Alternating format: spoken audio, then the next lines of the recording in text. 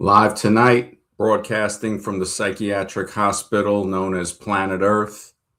I'm Max Doubt, your host for Architects of Humanity. This is the United States of Experiments. Basically, it's what we live in. The world is basically like a laboratory that the architects of humanity are using, I think, to see how to manipulate human behavior, or using us to strip mine the planet, using a set of humans, or maybe they're not even human. Some people look at it that way. And what keeps people from thinking about that is the religion of evolution. The religion of evolution keeps people in a stupor, a dazed state where they think something is science under the assumption that things change into other life forms with no proof. And when you ask them for proof, they start to get a little agitated. They might curse, squirm. You see the real part of them come out. It's like when you squeeze an orange, what's going to come out? Well, orange juice. Why? Because that's what's inside. When you squeeze a person, you see what comes out. Why? Because that's what's inside. So they might smile, laugh. Once you squeeze them with a few questions, you see the real them. And sometimes it's not always pleasant, but it's good to know beforehand. Remember, you keep your friends close, your enemies closer. Like say, what's up, Roxana Faye? Always a pleasure. Good evening. Hope you're well. Interesting conversations you have. Thank you. Thank you so much. I hope you're well as well. And good evening. I think you're across the pond in, as the saying goes, in the UK. I have two aunts that still live there. And yeah, London was great. When I went there when I was a child, but it's always a pleasure to see you. Yeah, we getting deep on the conversations, especially with the United States of Experiments, which does expand. I mean, we do have food here that is banned in certain countries. They say 30 different countries, but you can just look at the ingredients list. This is what they call, well, New York, where I'm at, they call it the belly of the beast sometimes. Some people call it the big apple. Some call it the rotten apple. I guess the whole propaganda campaign of I love New York. When they're making a song about it, I think it was Frank Sinatra, New York, New York. I want to be a part of it. New York, New York. It's like, really? Well, maybe if you're on top. But New York, what was it? 8 million people back then. Now I think it's 11 million just in the city. I mean, yeah, it's kind of brutal. A lot of people don't realize it has the largest jail in the world, Rikers Island. It's a freaking island, boat barge. But things might change for the better, hopefully. But going into the United States of Experiments, yeah, England. Cool. I think Christopher, I think he might be in Ireland. And I know Black Circle, I think he's in England as well. Always good to see those guys when they pop in. Yeah, but I was looking up, I typed in medical misdiagnoses per year in the US, right? It says here, 795,000 Americans die or permanently disabled annually due to medical misdiagnoses. That's beyond epidemic level. Every year, per year, annually. It's like, what the heck is going on? According to a Johns Hopkins medical analysis. This type of stuff, this shows you just how deep in a state of mind control, comfortable slavery, just a state of sloth that people are in when they don't care about this. So this is, the total, right? It includes minor, non-serious cases are estimated to be 12 million to over 50 million annually. This is beyond epidemic type of stuff. The most severe cases occur in the hundreds of thousands. Man, serious harm scope, right? You got about 370,000 to 424 permanent disabilities occur annually from diagnostic errors. I think there were doctors that were even guilty of misdiagnosing people on purpose. Uh, One guy, I think they put him away. He was a Pakistani doctor that was misdiagnosing women and giving some of them hysterectomies. I mean, it was horrible. But, you don't really see that in the news. You got to do research, but I do the research for you. So people don't really have to worry about that. They can check it out, look up to some of the stuff that I present. Most commonly missed 5 conditions, so you have stroke, sepsis, pneumonia, venous thrombolism, Yeah, I remember one guy had that, and lung cancer. Man, that's brutal, accounting for 40% of serious harms. Yeah, frequency 1 in 18 patients. Man, about 6% are misdiagnosed. This is like, holy smokes. And then add that in with the food, the drug foods that we all love so dearly, myself included. And it gets to a level that can become pretty frightening. But I do have some statistics and some stuff I was looking up. When I mentioned it on the last stream, they had an arthritis drug, Oprin. It passed all of its tests on monkeys, but then ended 61 humans before it was withdrawn from the market. So, in other words, even though it can pass animal testing, as we know, it can have detrimental effects on humans. Another drug called Cylert worked well in rats for symptoms of attention deficit hyperactivity disorder. When I was a kid, they call that daydreaming, but now it's ADHD. But when children were given this drug, it caused liver failure in 13 of them before it was withdrawn. So 2 wasn't enough, 5 wasn't enough, 10 was not enough. Had to go past 10. So tobacco companies claim that cigarette smoke was safe because their lab studies said that rats didn't contract lung cancer, but several decades of epidemiological study on humans has determined that people's lungs are susceptible to cigarette smoke, even when rats' lungs are unaffected. Maybe the rat has an easier way of adapting to that type of poison. Remember, the smoke detector was the precursor to it was created by Walter Jaeger. He was trying to create something that could detect poison gas.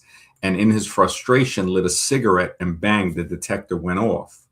So that paved the way for other scientists to come out with the modern smoke detector within a decade of that accidental discovery. So when I go further, I look into that studies show that 63% of the time, drugs that were effective against human cancers fail to work against the same cancers in mice. So we can have stuff that works in humans that doesn't work in animals. And again, the religion of evolution causes a lot of problems. It leaks over into all fields of study. I mean, especially in the medical field. When they say that, epigenetics, they try to say this is a new science. No, Dr. Bruce Lipton was talking about this back in the late 60s. He's had interviews about this, that epigenetics, something outside of the genetics, the environment can affect our genetics, especially with chemicals in the environment. Mr. Super Sidewinder, always a pleasure, brother. Always, man, to see you. We got the link pinned to the top of the chat for anybody who wants to jump on. Always, I had left some comments in somebody else's stream, and they were like a little earlier, pretty staunch on they were members of the cult of evolution. And, I told them I'd be streaming later because they started to use profanity. The lady was really just becoming unhinged. So it kind of showed some type of mental stuff going on there. Hopefully she recovers from that, get well soon. But it shows how the environment does affect our genetics, which goes totally beyond anything evolution could have tried to predict. actually debunking the entire religion, trying to act like it's science. Because now it says here, like many discoveries in science that comes about by accident, Michael Skinner's lab inadvertently allowed 2 rats exposed to the pesticide and fungicide to breed, and the low sperm counts and other disorders were then observed in successive generations. So this wasn't supposed to happen, marveled Skinner, because again, he's part of the religion of evolution. He realized after replicating the results that a basic tenet of evolutionary biology, there's no such thing as evolutionary biology. There's just biology. When you put the religious connotation on it from evolution, this is when you get problems, and you get a guy like Michael Skinner finally pulls his head out of the sand to say, well, wait a second, maybe evolution is not true, which it is not scientifically true. So it says evolution, right, proceeds by random genetic change had just been overturned. No longer can we view the environment as having no direct influence on the traits we pass on to our children and grandchildren. Genetic memory has also been proven. So that as well, we carry genetic memory from our ancestors. This is a fact. But evolutionists, when you join the religion of evolution, or if you even let it leak over into you, you will have to ask for permission. Remember, evolution is the religion of the state. These people will support anything the state says, even though we know now that what the state says has been detrimental. I mean, come on, 795,000 deaths a year, and not a peep. Not a peep. That's a war. That's a war. I tell people, look, it's an undeclared war on us. But most of the people don't care. And a good part of those people are working for the enemy. And they don't even know it. Again, they prove the laws of stupidity by Bonhoeffer to be true. Against stupidity, we are defenseless. It seems like I'm the only one that can admit that I'm stupid and ignorant, and I battle it every day. But other people are like, I'm not stupid. It's like we can all fall into a stupor. We can all be dazed. Ignorance has no prejudice, right? But progress has never been stopped by ignorance alone. The problem is certainty. So when somebody is certain that, oh, I'm sure evolution exists and, they're part of that religion, that leads to stuff like this, where now they're starting to see that, wait a minute, if this fungicide and pesticide is not only affecting the rats, but also going into their children, grandchildren, and even great-grandchildren, we don't know how to get this out. And Professor Skinner, speculates that his findings may help to explain the dramatic rise in breast and prostate cancer in recent decades as a reflection of the cumulative effect of various toxins over several generations. But then they'll say, let's create something. Let's create another fairy tale called evolutionary biology to prevent people, to understand this. Retro Doomsday, good to see you, brother. Always a pleasure, bro. Yeah, so this is an epidemic. 795,000 Americans die annually or permanently disabled. And then this is among other things too, the properly prescribed medicines. What do we got? Like 10,000 people a month that are getting offed from that. And these are properly diagnosed. Remember, everything that has been recalled by the FDA, every medicine, every food was once approved by the FDA. Approved by the FDA just means the deal has been done. It means, hey, the deal, they paid us the money, so we passed it. And we'll do the test on you guys, the United States of experiments, basically.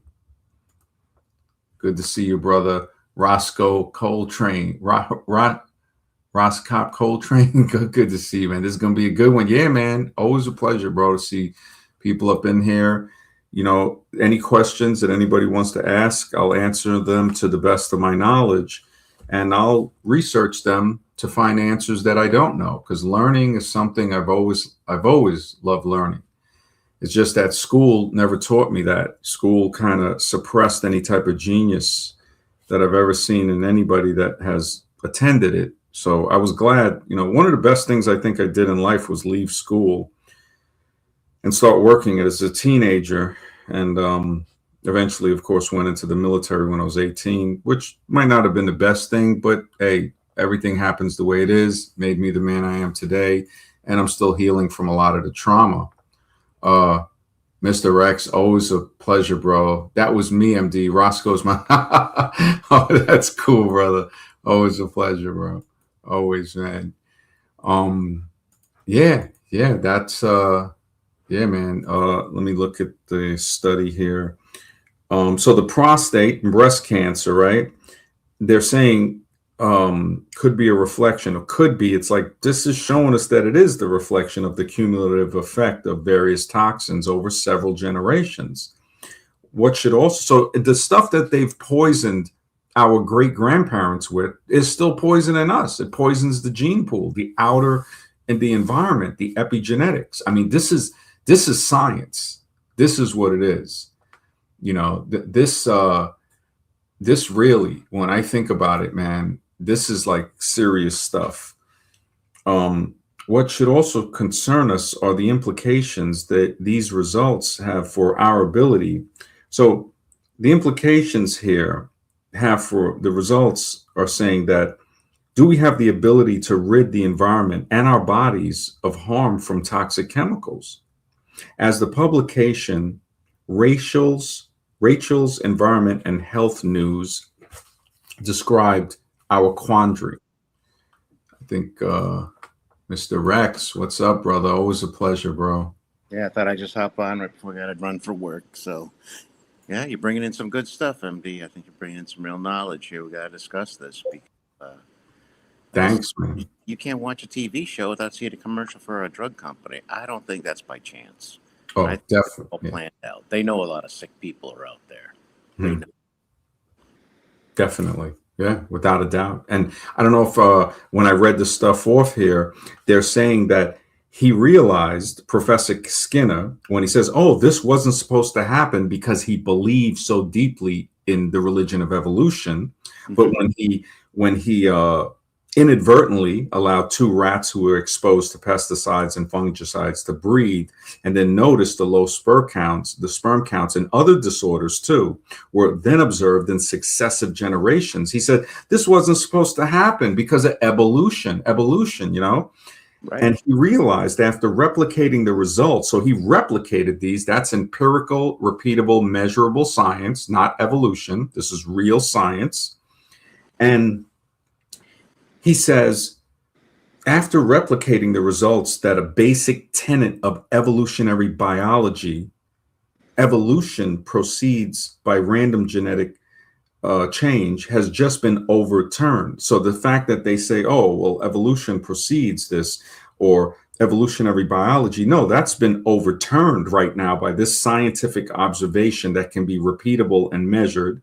No longer can we view the environment as having no direct influence on the traits we pass on to our children and grandchildren.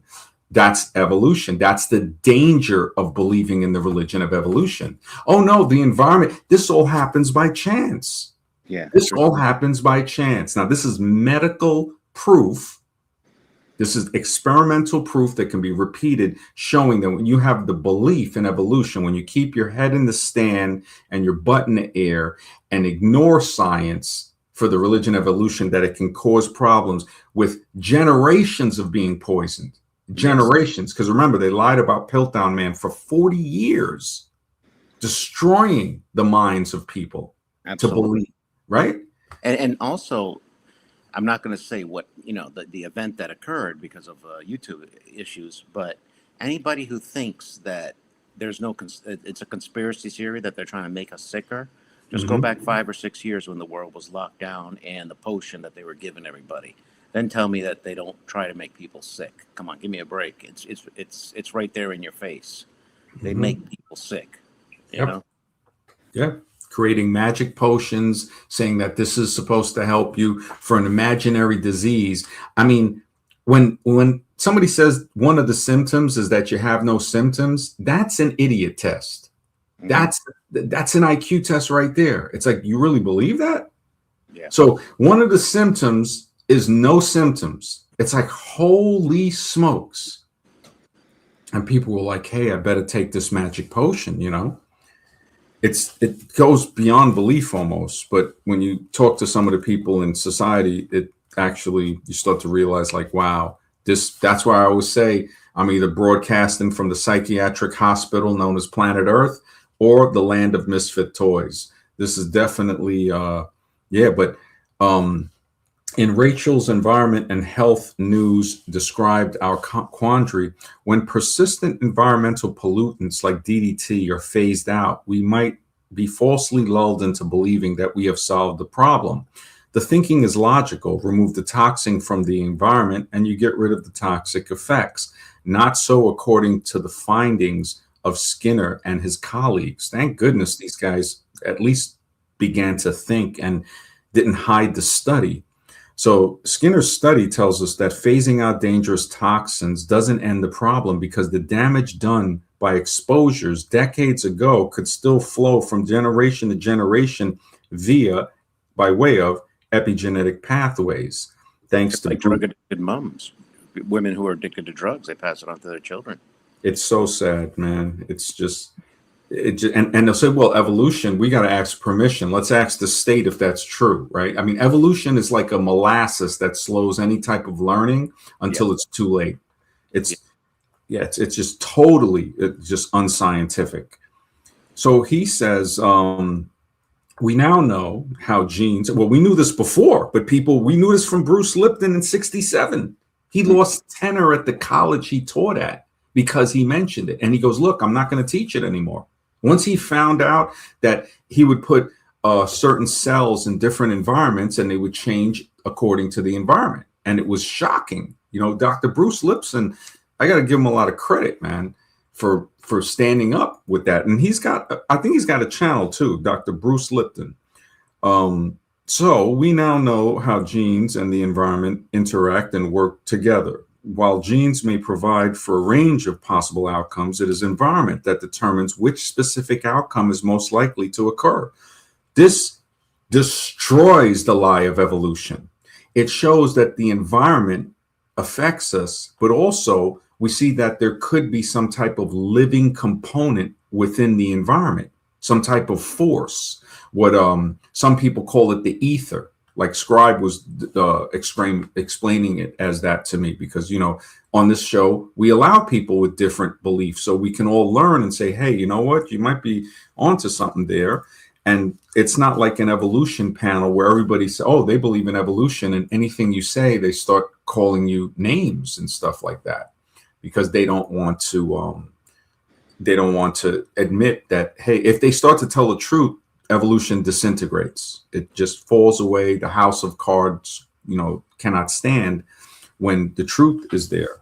So another study, right? Another study of toxic exposures provides us with even more evidence from this phenomenon, right? Well, it's not a phenomenon. It's a direct correlation. That's what it is. Blood and urine tests conducted on 47 female motorway toll booth operators in Taiwan found indications of DNA damage by their exposure to the synergy of hundreds of pollutants in car exhaust. Oh my goodness, that's horrible, man.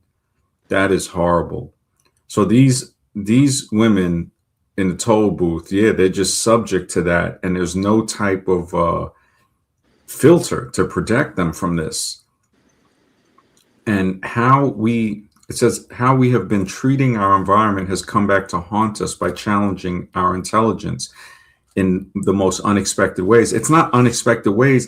The Native Americans told the savages that came over here that, look, what you do to the web of life, man is just a strand on that web. What you do to the web, you do to yourself. But now they're saying, well, we didn't know. It's like, wait a minute. These people were trying to tell you, but again, evolution told you that they weren't people. Right. Told them that, right? It's like, oh, they find the truth, the lies, like this lie right here. I put it in the community post. There's the truth, and then they make this whole thing. Oh, they're savages. Look, the wife is hitting a rock on the ground. This is a fake total lie to say that. Well, a comic book, not a science book. exactly, exactly. I mean, these are horrible. This is pseudoscientific blackface. They couldn't wear blackface anymore, so they said, you know what, they're going to do this. And I'm very surprised when anybody of color follows the religion of evolution. It's just it's detrimental to the self. But It's also not reality either. yeah, definitely not reality, Real without world. a doubt. This is like, it's dangerous. It is dangerous. Evolution is dangerous. I mean, it's caused so many deaths. It's caused so many deaths. Stalin, all of them believed in evolution and looked at it as, hey, you're not killing humans. It's just lesser people or lesser beings, almost human, subhuman. They love that word subhuman, but they can't use it anymore. So they try to say the places where these darker skinned people live, like in Central Africa or in India, which is on the continent of Asia. No, that's the subcontinent of India. That's another IQ test. If people think Europe is a continent, well, I got news for you. You're an idiot. You fall into the laws of stupidity. Europe is part of Asia. It's Western Asia. India is part of Asia. And I could say it's Southern Asia, but if you flip the map, what does it become? Northern Asia. So Africa, Central Africa, that's not sub-Saharan. That is Central Africa. But remember, who lives in Central Africa? Dark-skinned people. Who lives in India? Dark-skinned people for the majority, especially Sri Lanka and Southern India. But those people are slowly edged out. The Dravidians aren't looked at as people. And it is the result of the belief in the religion of evolution. So it allows the human, the experimental, the United States of experiment, to branch off into the entire world.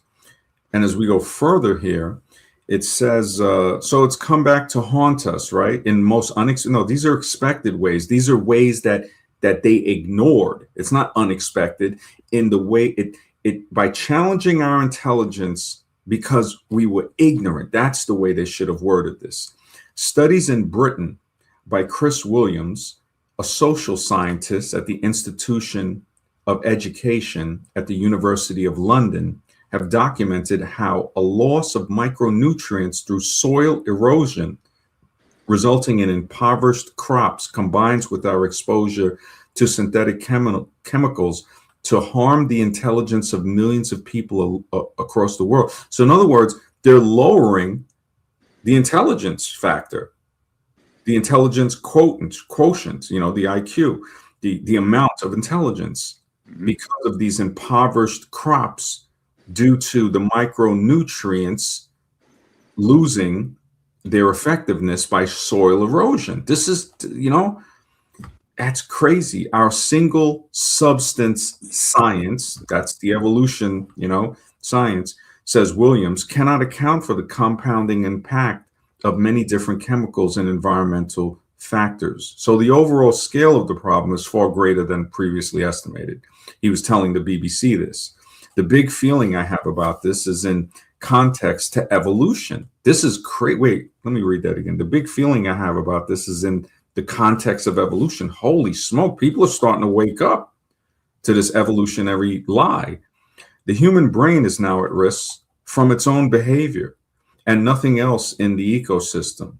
Well, it's really at risk because of ignorance, and nothing else in the ecosystem is harming itself in this way. We're acting like lemmings, but the funny thing is they don't think that some humans are doing this purposely. The evolutionaries that's soaked into people's minds will think that, well, hey, it's by chance we're doing this. We didn't mean to do this. We made a mistake. No, they're purposely. They know what they're doing. They know what they're doing. And these guys are seeing it, but their minds are so shrink wrapped by the flag of evolution that they can't think. They'll say, well, man, I wonder, wow, it's, it's something about the context of evolution. We can't throw the theory away. We got to change the evidence to fit the theory. Don't ever change the theory to fit the evidence. That would be too scientific to do that, because that would actually be science. And, Harvard University's biologist, Stephen Palumbi, writing in 2001, in the issue of Science, described how humans have created mutant bacteria resistant to all but the most powerful antibiotics, and insects tolerant of so many different insecticides that chemical control is useless. Now, they used like a BT toxin, I think, years ago. It was like genetically modified, I think. And it would rupture the guts of, I think, certain caterpillars. How is that not transferred over to the person that's eating the corn that was sprayed on, to kill the caterpillar? So the corn is genetically modified to take as much spraying as you can spray without dying. And now it's killing off the caterpillars by rupturing the gut so it can't eat the corn anymore. But yet the corn is safe for the humans to eat.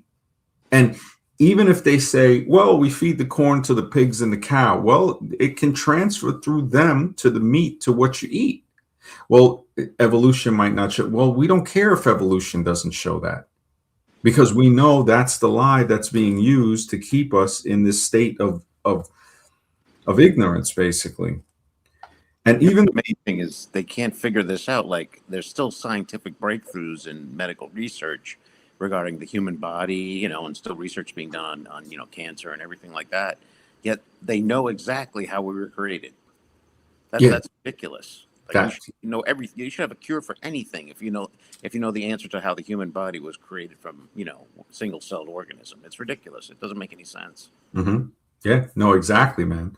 You're absolutely right. And the ignorance of these scientists after seeing all of this stuff, right?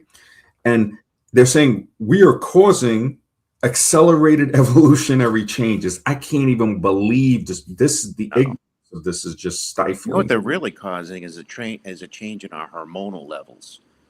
The foods that we eat, like I was looking up just now, and like how it affects serotonin. Mm-hmm. It has a direct impact on serotonin. Like, when you first eat it, you feel relaxed, satisfied, you feel content, but then you crash out. Mm-hmm. And these sugar effects, they can are linked to higher levels, I see here, of depression, and lower levels of neurotransmitters, Mm-hmm. as well as reduced plasticity in the brain. So Yeah. sugar has a direct correlation to the effects of our mental health. Yeah. Direct correlation to it. Clearly. And the science is there. There's nothing to debate. It's all there, Yeah. But this is it's just pretty sad what they do, It's just, there's no basis for evolution in any of this equation whatsoever. They mix in good science with pseudoscience is basically all Yeah. they do. Absolutely, man. You're very right about that. And the fact that they brought it in after seeing this, they're like, oh, we're accelerating evolutionary changes. No, they're poisoning the land and the water with these pesticides, and that's what's affecting people. We're not accelerating evolution. I mean, the ignorance of that is ridiculous. Yeah. Mm-hmm. I was going to say, when I was on Taco's channel one time, I brought up the example of the appendix. For many years, it was considered a vestigial organ, something we used when we were apes to eat bamboo. Of course, that never happened. And in the early 2000s, they discovered it was vital for our immune system. It held antibodies to fight off disease. Yep. And these guys were like, no, that's not true. You're lying. You don't know what the hell you're talking about. And I said, no, I'm quoting a scientific study from early 2000s. It's been proven in a lab. And they're like, no, you're stupid. That's not what it says. It's vestigial from when we were apes. It's like, no, they discovered the opposite. And it's like, this is how these so-called ignorant are ignorant. They're so ignorant. It's ridiculous. They don't even want real science. Exactly. They will defend the religion of evolution at all costs, man. Right. Retro says we only have 6 continents in Greenland. You're pretty right about that. But when we look at Asia, right? So we got Asia, that's one. Africa, all the continents begin with A, by the way. And if we really, really boil it down, there's like 1, 2, 3, 4, 5, if you consider the Americas, because the Panama Canal doesn't really separate. It doesn't separate North and South America. You have to use locks and levers to raise the level. Scribe lives in Panama. He was born there. His father's Air Force. So it's like, I mean, I've seen it on maps. It's like, it's not fully dug through. The Suez Canal as well. So these are artificial canals. And so the Americas would be one piece, And really, really, if you look at it, and this is the forbidden stuff, Africa without the Suez Canal is connected to Asia. So you're looking at one big continent. I think vegan skeptic called it aphasia. And that's, oh, you don't, they don't, it's bad enough they don't want to be connected to India. When you throw Africa in there, you start to say, man, if that's one gigantic continent, America is another, Australia and Antarctica, that's four continents. And I was just looking up online and about because I have to memorize myself. It's been a long time since high school. I didn't realize there's a submerged continent called Zealandia. I had no clue about that. Yeah. Yeah. No, definitely, man. Mark, good to see you. He says, I call it first Google result science. That's a good one. That that is the evolution scribe. What's up, bro? Good to see you, man. What's going on? What are you guys talking about? We were talking about how the evolution, um, the danger of it was that people didn't believe the environment couldn't affect a person's genes, especially if the environment is being polluted with pesticides. But it's proven in studies with rats that it can be passed down, pesticides to grandchildren and great grandchildren. It's showing it that this is very possible with humans. And then the guys go right back to, oh, we're accelerating our evolutionary change. It's like evolution has infected people to the point to where logic and reason have left the building with Elvis. It's just gone. And I was explaining, like me and Mr. X was having a conversation about it, where we know that there seems to be some type of intelligence, some type of force, the epigenetic force that can affect genes, the environment, which some people call the ether. Like I was saying, I said you explain it as the ether, and that this stream is not an echo chamber because we all have different things that we think could be, but we're able to have conversations because what do we all have in common? We know evolution is a religion. We know that it is not science. If somebody thinks that, it will hinder them from learning, and they'll say, well, they'll start to attack anything that we say could exist, like how you might bring up Bigfoot or something. Oh, well, that's pseudoscience. What do you mean pseudoscience? Evolution is the pseudoscience. What, Bigfoot couldn't exist? No, Bigfoot probably does exist, but pseudoscientists that believe in evolution will lie. The ether, or what I call the force, or some type of intelligent force that causes the chameleon to change the color, or how does this happen? They'll say, oh, that's not scientific, and then you'll have a different view to say, no, this is a living thing called the ether. And I didn't know how to explain it, and then you hopped on. Yeah, Mr. X, yeah, definitely. It's always a pleasure, bro. Always, man. Thank you, bro. Retro says, increasing the toxicity of the environment purposely. Thank goodness the robots don't need clean air to breathe.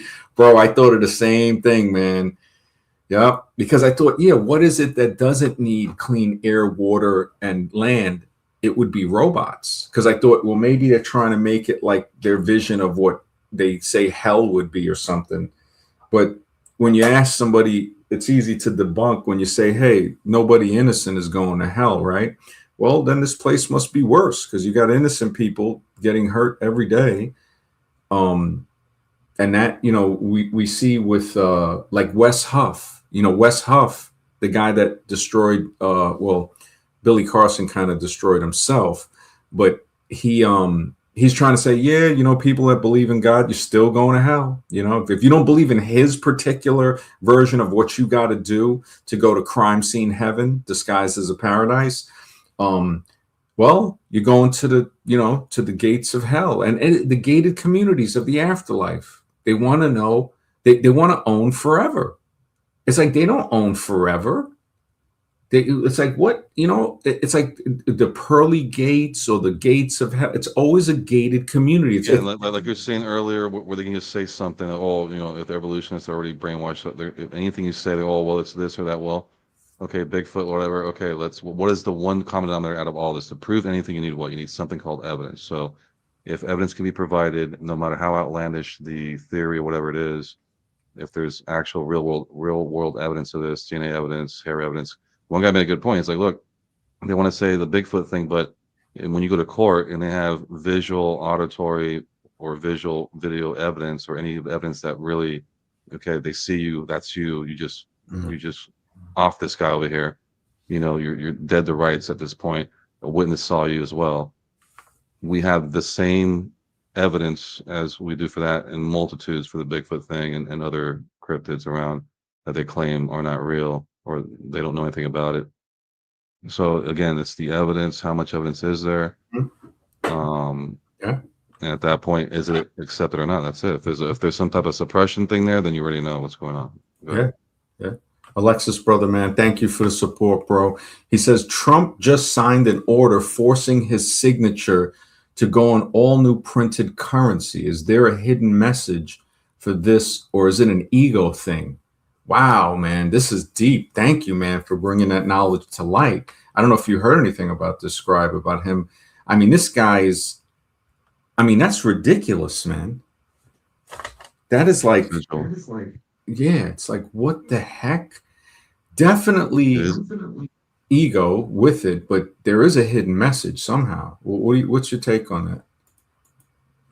I don't know if Yeah, you I was heard. telling you about the sigil. Like your sigil, your signature is your most powerful tool to prove that you agreed to something, right? So that's your essence of your signature. That's you.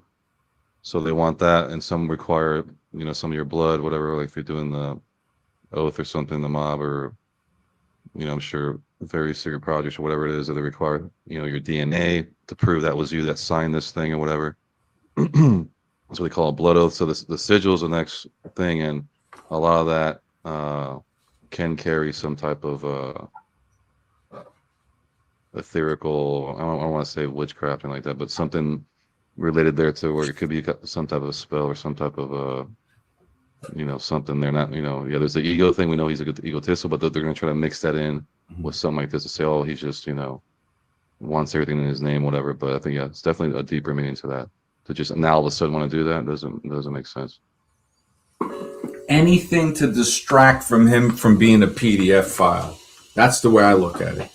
I mean, the person in there is Google Trump currency. Let me Google it right now. And anything to distract people from his pictures with a 10-year-old sitting on his lap on Epstein Island. That's I mean, these guys.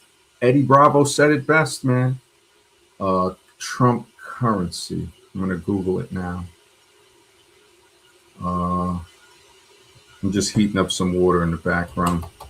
Trump currency. Yeah, this is definitely Epstein. Trump announces, Treasury announces Donald Trump. Trump's signature will appear on the future U.S. alongside the Secretary, making the first time in history. What the heck is this? This is ridiculous, man. I mean, I mean, these guys, him and Musk. I mean, just the fact that when there was a billionaire running New York, Bloomberg and them, and now we got I don't think it's a good idea when you look at this. Well, they don't care what I think. This is not. It never was a democracy. What was it? A constitutional republic, and it's not even that. It's a dictatorship disguised as that. The same landowners that only had the same plantations that put people in. That's the same thing today. The popular vote don't mean squat. It's just the truth. Yeah, he wants to be king, but he ain't. He's more like a queen in the closet. We already know that. He's a pedo. He's a freaking. I mean, when you got pictures on Epstein Island and nobody's saying, "Oh, well, I'm going to put my signature on this," what anything to distract from his pedo activities. I mean, it's horrible. Saddam put his name on the bricks of Babylon for the archaeological rebuild. Didn't go so well. Wow, I didn't know that, man. Thank you, Retro. He wants to be king, but isn't the one giving the. Yeah, he definitely isn't. But I mean, who wants to fight for a king that won't fight for you?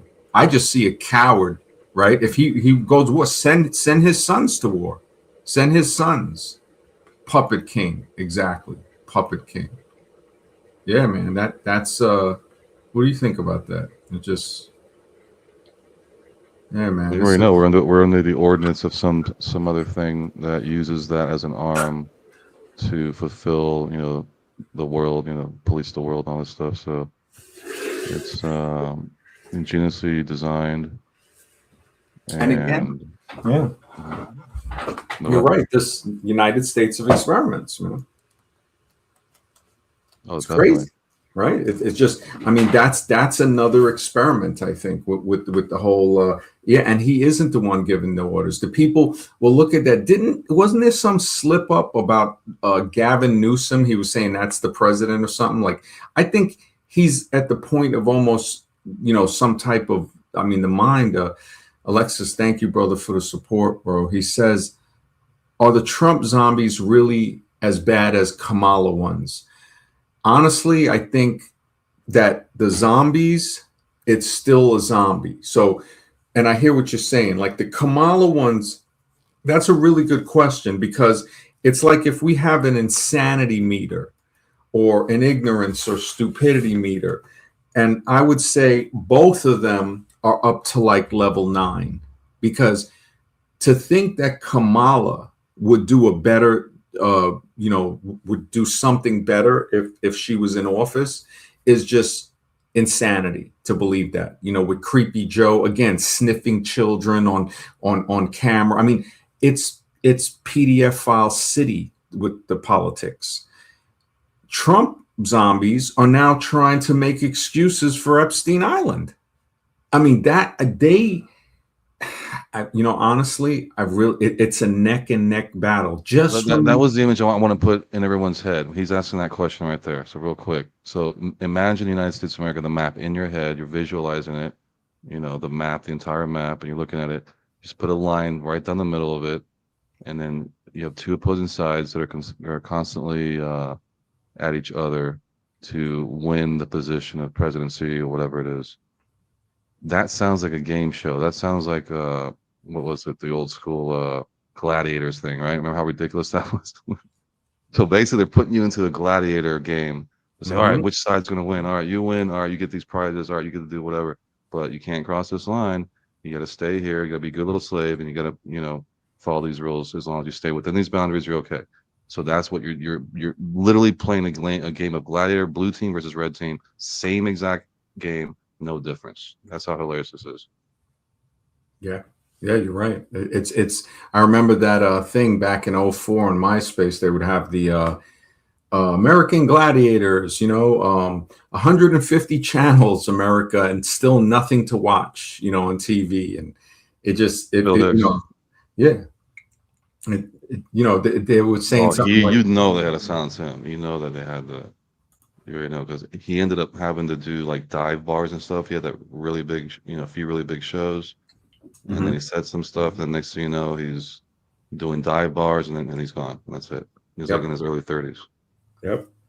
Yeah, I mean, Bill Hicks said it best, man. I mean, it's just a ride. It's just a ride, man. I mean, it's a crazy ride, roller coaster, but the clown show, the circus, the volume is on 10. And we got a clown sitting in the White House. There's a video with Trump's sister calling him out, calling him a clown, saying that if this guy ever became president, whatever. And then I think he was saying that he's glad some guy died or something or is dead, right? Some military hero again saying that, he's, and nobody, I'm surprised, no, the coward that didn't have enough courage to actually be in the military saying that about guys that are in the military. I'm surprised military active duty don't just go buck wild. Just, I mean, it is horrible. How do you say that about American troops? Really, war heroes. I think the guy was. I got to look it up again. I saw the article and I was like, you got to be kidding me. And again, it's like somebody said he's making it a TV show. It's a sitcom, the White House. I mean, I always knew it was crap just from the fact that they call it the White House. We already know it's full of crap based on the whole hierarchy thing. And it boggles my mind to think that people still follow this guy. You got people being interviewed that say no matter what he does, they still support him. That's scary. So maybe the Trump zombies could be worse in that sense, Alexis. There is a possibility, but just when we think the Trump zombies are worse, I'm pretty sure the Kamala zombies are going to do something to grab that baton and continue the relay race of insanity to show that they can, they're basically will say, hold my beer, and they'll do something that just defies all logic and reason. The whole thing, evolution on itself. Here's how you know you're under tyranny. You can never audit the government. So even if you got together a petition, you got millions of signatures and all these things, which you're allowed to do by American citizen, they're still going to somehow block that, or because in essence, you're supposed to be, the people are supposed to be above the government. I'm saying this is the way it's supposed to be structured, but obviously it's backwards. It's since they've cleverly figured out a way to do the birth certificate and all these things, they've cleverly been able to suppress us and pretty much own, us in the stock market, type of situation. So in essence, you're supposed to be higher. Man's higher than government. So, right, flesh and blood's higher than government. So in essence, they're public servants that work for us. We pay the taxes that they work for us. But in between there, they've been able to cleverly flip that and say, no, you owe us. You work, you're going to command, abide by what we say, and that's just how it is. But it's really our responsibility, the people, to make sure the government's doing what it's supposed to do. So there is no audit to government or any of that. There's no one going in there making sure these things are, oh, we just lost 5 trillion just out of nowhere. Sorry, you guys are gonna have to pay for that. You're gonna have to raise your taxes only 10%. Is that okay with you? So no accountability, all right? No responsibility. All they do is deny, and that's the ML. And it's even said, plausible deniability. That's all they know what to do. What's real, and what they say is real. No matter if you have, proof, positive evidence. If it's not real in their world, it ain't real. And that law, unfortunately, even though you think it's a fake law, it's real in their mind. Therefore, you're going to suffer that consequence. Because now, and that's what that whole Freeman thing is, to say I'm not under your jurisdiction because you cleverly put me on this piece of paper. You cleverly said that whatever's on this piece of paper is true, and it's tied to me, the flesh and blood being. I'm saying it's not tied to me. Mm-hmm. That piece of paper says one name, my name is something else. Whatever, I can say whatever. Mm-hmm. Because I'm sentient. That piece of paper is not. But they want you to think you're that piece of paper. So they can process you like a piece of paper. It's crazy. Alexis says, I visited the MLK statue recently, and something tells me he was a puppet. He was a Christian, yet pushed evolution as evidence that we are all equal. Holy smokes. I heard that he was a plant, too. I definitely heard Martin Luther King was a plant. If you look up the stuff about them having to force him to marry a black woman, he wanted to marry a white woman. And that there are stories of him chasing white women in hotels, running down the aisle, the hallway naked, all crazy stories. You look into it and you start to see that, yeah, this guy was basically, he was trying to say, hey, take the BS today so you can live together tomorrow. Anybody who says they're a religious person, a Christian or a Muslim or any type of religion, but they also believe in evolution is like a double liar. That's a dangerous liar, because if anything, evolution, what it says is that we're not all equal. You see the chart, how they try to say, oh, well, as a progressive, that's called a march of progress, that fake chart with the ape to man. And we see who the top of the chart is. So, yeah, Martin Luther King, I don't think that he was a guy that was beneficial. I really don't. And this is my opinion, but I think if people look it up, they'll see that he was just another plant. Matter of fact, there's a good channel that I think did a video on him called Industry Hoax Revealed. Industry Hoax Exposed, I think it is. And he did one on Malcolm X too, called him Secret Agent Man. And I was like, this guy's got some very deep ways of looking at things. And I'm like, wow, he's saying, look, it's all a script. And I wonder about that too. because when you look at what King was saying, I mean, look at the name, you know, Martin Luther King, and then they had the Rodney King thing. The guy added that up, and he said, look, when, you know, Rodney King, the whole beating on camera, it was to distract from something else. That was when George Bush, I think, was president. And I tell people, do you remember when George Bush was on TV saying that if you don't like the healthcare policy and stuff like that, they were telling people to move to Canada. I mean, these are immature children act with more etiquette than any presidents I've ever seen. These are beyond monsters. If somebody was honest with children, they say, where are the monsters? Right there in the White House. The political cabinet, Congress, the Pentagon, these are where the monsters are. The worst monsters in the world are in these places. The House of Representatives. Well, you see that. Well, it's structured that way. But you see, this is why the Tupac thing was so prevalent, because he almost was like, you know, no one's doing anything about this. So I gotta set the example. I'm gonna push the envelope so hard that they're gonna be forced to take me out. I can show the world. So I can show the world how these people are. So he basically said, you know what? Okay, you're trying to silence me, just like Joe Rogan probably got the call. Hey, you better not say nothing, or else, you know. Oh my goodness. So and Eddie Bravo, they let him know real quick. You know, he vanished. So this guy's like, you know what? I'm gonna push the envelope. Let them do what they gotta do, because I want to show the world. Well, that's what happened. At least all the other stuff you want to talk about, he played that part. Whatever. Okay, if it caused him damage, it caused him damage. But in the end, he's like, look, no one's doing anything about this. No one even knew what the hell I was back then. So but he already did. Just imagine, no one knew anything about it. So just imagine how alone he felt. He already, you know what you know now, and no one knew about it. And there was no internet. How can he feel alone when he always got a boyfriend with him? I mean, you know what I'm saying? You always got to be going to this gay shit. The dude did more damage by getting people to call themselves the N-word and acting as if it was some type of that was playing the part. Everyone's saying that's like telling a woman, hey, if you call yourself a glitch or a flow, that's a good thing. That's a good thing to call yourself a sloot. And matter of fact, that was part of his vocabulary, man. It's like it doesn't matter if it's part of his vocabulary. That is what they used him for. And when words have power, man. When you call yourself something like that, it affects you. It affects you on a cellular level. If a woman calls herself a B or an H or a sloot, that affects her. Maybe she is one, but it also makes it worse. The same thing with guys calling themselves the N-word. I ain't talking about that. I'm talking about pushing the envelope, knowing that you were silenced, but you're saying, you know what? No, I'm gonna continue doing that. And let's see what you do.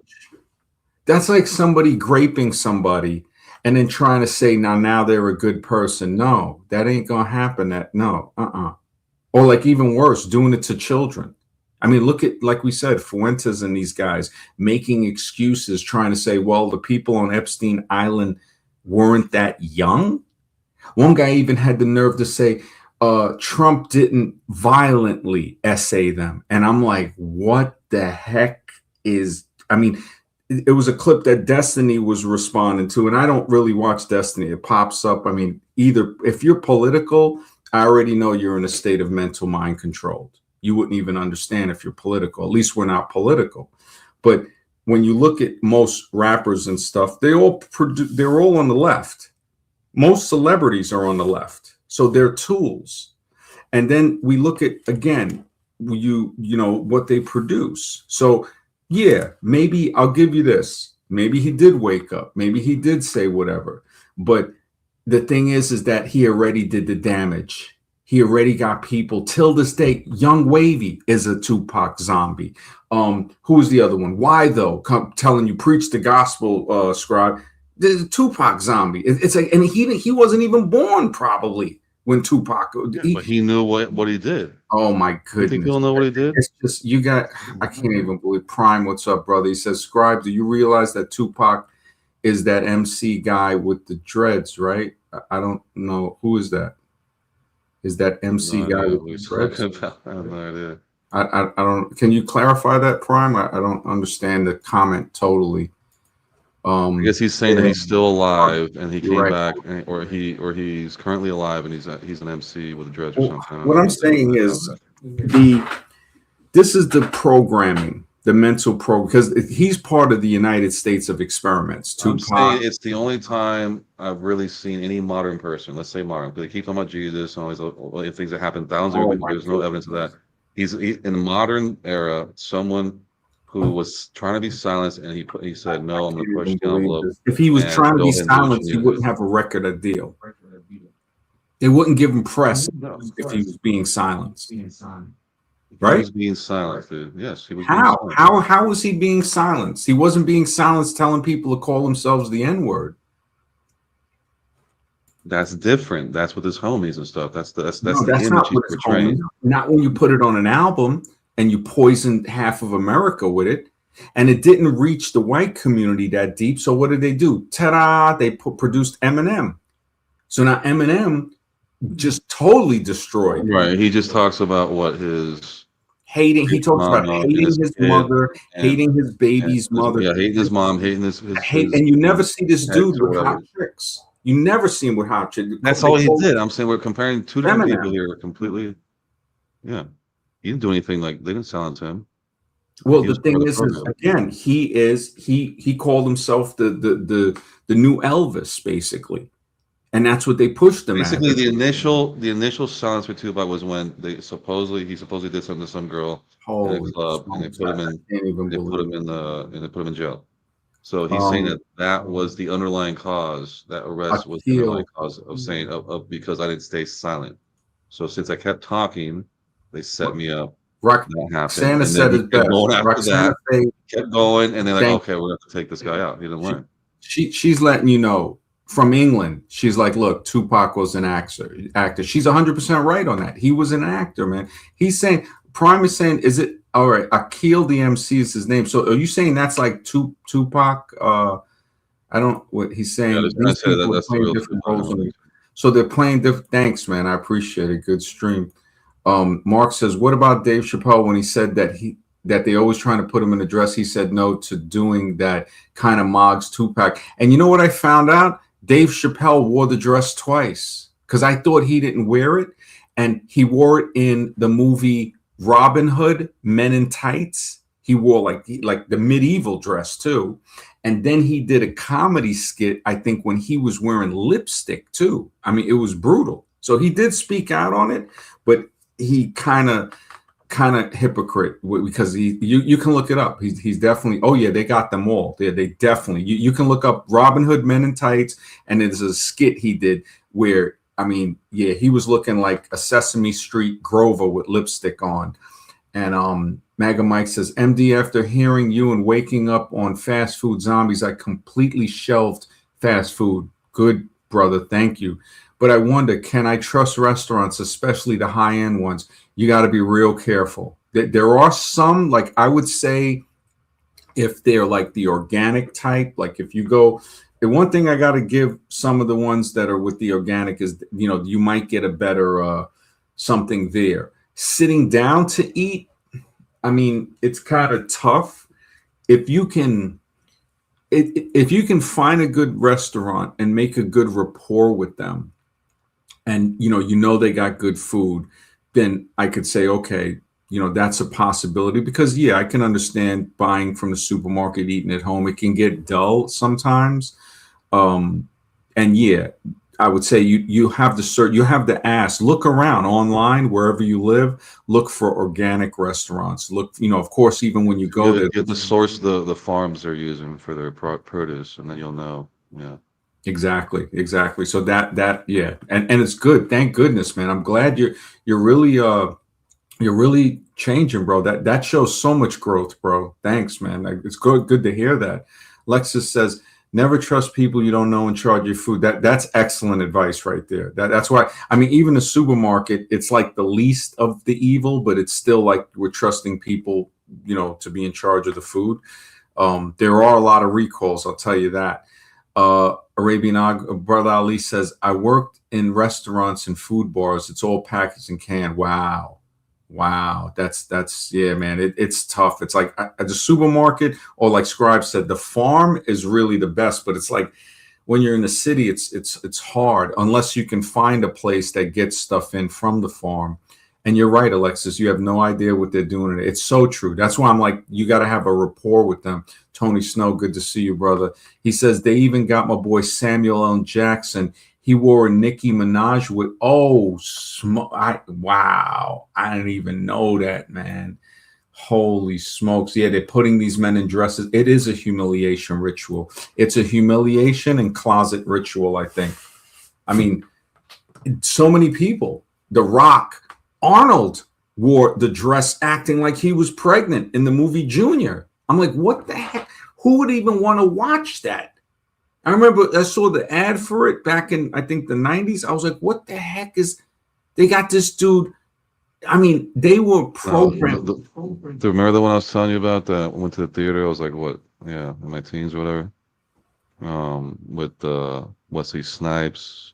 Oh my goodness. A good Patrick, wine. what's his name? Patrick Swayze. Yeah, the Wong With Fu the drag one. queen thing. Oh my I'm goodness. like, what am I watching, man? It's like, we didn't even understand. All we saw was that they were in it. Oh, those are good actors. So we didn't even think about what the movie's about. So we go in there and watch. And I'm like, what? Yeah, These dudes nah. are dressed up in drag. I'm like, what? That movie, I would have had to get up and walk out. That I couldn't, just seeing I'm like, what is that? And you see John Leguizamo, Patrick Swayze, and Wesley Snipes in drag. What the heck is going on? This is like a drag queen ritual. Why would somebody do that, man? It just it's yeah, it's crazy, man. It And really they pick those particular actors too. yeah. Mike says Chef Mike, aka Chef Microwave, is the hardest working cook. Oh man, yeah, man. It just you got to be careful with the microwave. I couldn't believe this organic place that my friend hit me to. They're like, "Oh, do you want the thing heated up with the mic?" I'm like, "Why would I even want it?" It's like, you know what? Just give it to me cold. I'll heat it up at home. I was like, "What? How do you even have a microwave?" They all wear dresses, even Brad Pitt. Wow, I didn't know Brad Pitt wore it too. The most masculine looking men in Hollywood. Yep. It's Closet City, bro. Closet City. Why can't they just get rainbow men actors to play? You know what? I think they're trying to convert. I think they're really, it's like vampires. Um, wow. Wow, that's deep, bro. The vampires, like vampires want to turn people. The closet always wants to turn people, man. I'm suspicious of any religion that don't have women in it. You know, the Father, the Son, and the Holy Closet, man. That's, you know, and it's not to say nothing bad about people's religion. It's just saying, look, man, where's the feminine? It's off balanced when you only have God without a goddess. Matter of fact, I saw a bumper sticker. I gotta hand it to this lady. She said, "My goddess gave birth to your God." I was like, wow. You know, I mean, I could imagine. I mean, and then on top of this, there is no woman. The Father, the Son. You know what's interesting? The last Matrix movie. What happened? Basically, Neo passed his power to a woman and a trans. Basically, is what happened. So now the trans and the women are the ones who have the power. Did you notice that? I don't know if you saw it. Oh, no, what was that? The fourth one? Yeah, the last one. Yeah, So yeah, basically, he gave them the power. Now they're the powerful ones. And is that when he had like long hair and a beard or something like that? Yeah. Yeah. So basically, he gives away his power. He's an old dude, and now it's women and trans. Wow. Yeah, no, yeah, I didn't see that one. It just But look how many movies now there are with women that are the lead role. Like used to be 007, the masculine man. Now it's a woman. oh, it's crazy. Just like they wanted to make 007 a black woman. I'm like, what? It's just, I don't even It's understand. crazy. They, you know, if anything, they could have made a woman and have her being 00 something else, you know, or maybe in some position. But it's they to change the characters like that. It just something is very very. It's an Remember, agenda. it's part of the dehumanization program, depopulation program to now make women more masculine, make men more feminine, and then the trans thing, all combine all those things together, and the closet thing and all that. Now there's much less men having kids now. It's The ones another that are supposed to have experiment. kids aren't having kids, and the crackheads are having all the kids right now. Yeah, yeah, it's another experiment. Are the elites really Taylor Swift and Trump and Elon, or are they even a smaller, higher group? I think it's a smaller, higher group. Definitely something beyond, behind the Yeah, scenes. anyone you see on TV is considered low. Like that means you're expendable. That means at any point in time they can take you out because you're part of the show, Hmm. right? You're part of Hmm. that script, so you're expendable. Yeah, So just the fact you're on camera already puts you're a puppet, you're at that level. So you're I never gonna mean, see any of the yeah. real people. We looked at the similarities between Anton LaVey from the Church of Satanism and Andrew Tate. It's as if they're trying to push these imageries on us in a subliminal way. And then we see Anton LaVey's daughter compared to Taylor Swift. I mean, this is like, it's like they're pushing this on a subliminal level that a lot of people don't realize, man. That this is serious. Like, it is Why would the, they have him lose to a guy with pink gloves who hits like a woman? yeah, What's yeah. that about? So why would he be stripped of his masculinity if he was supposed to be part of that agenda?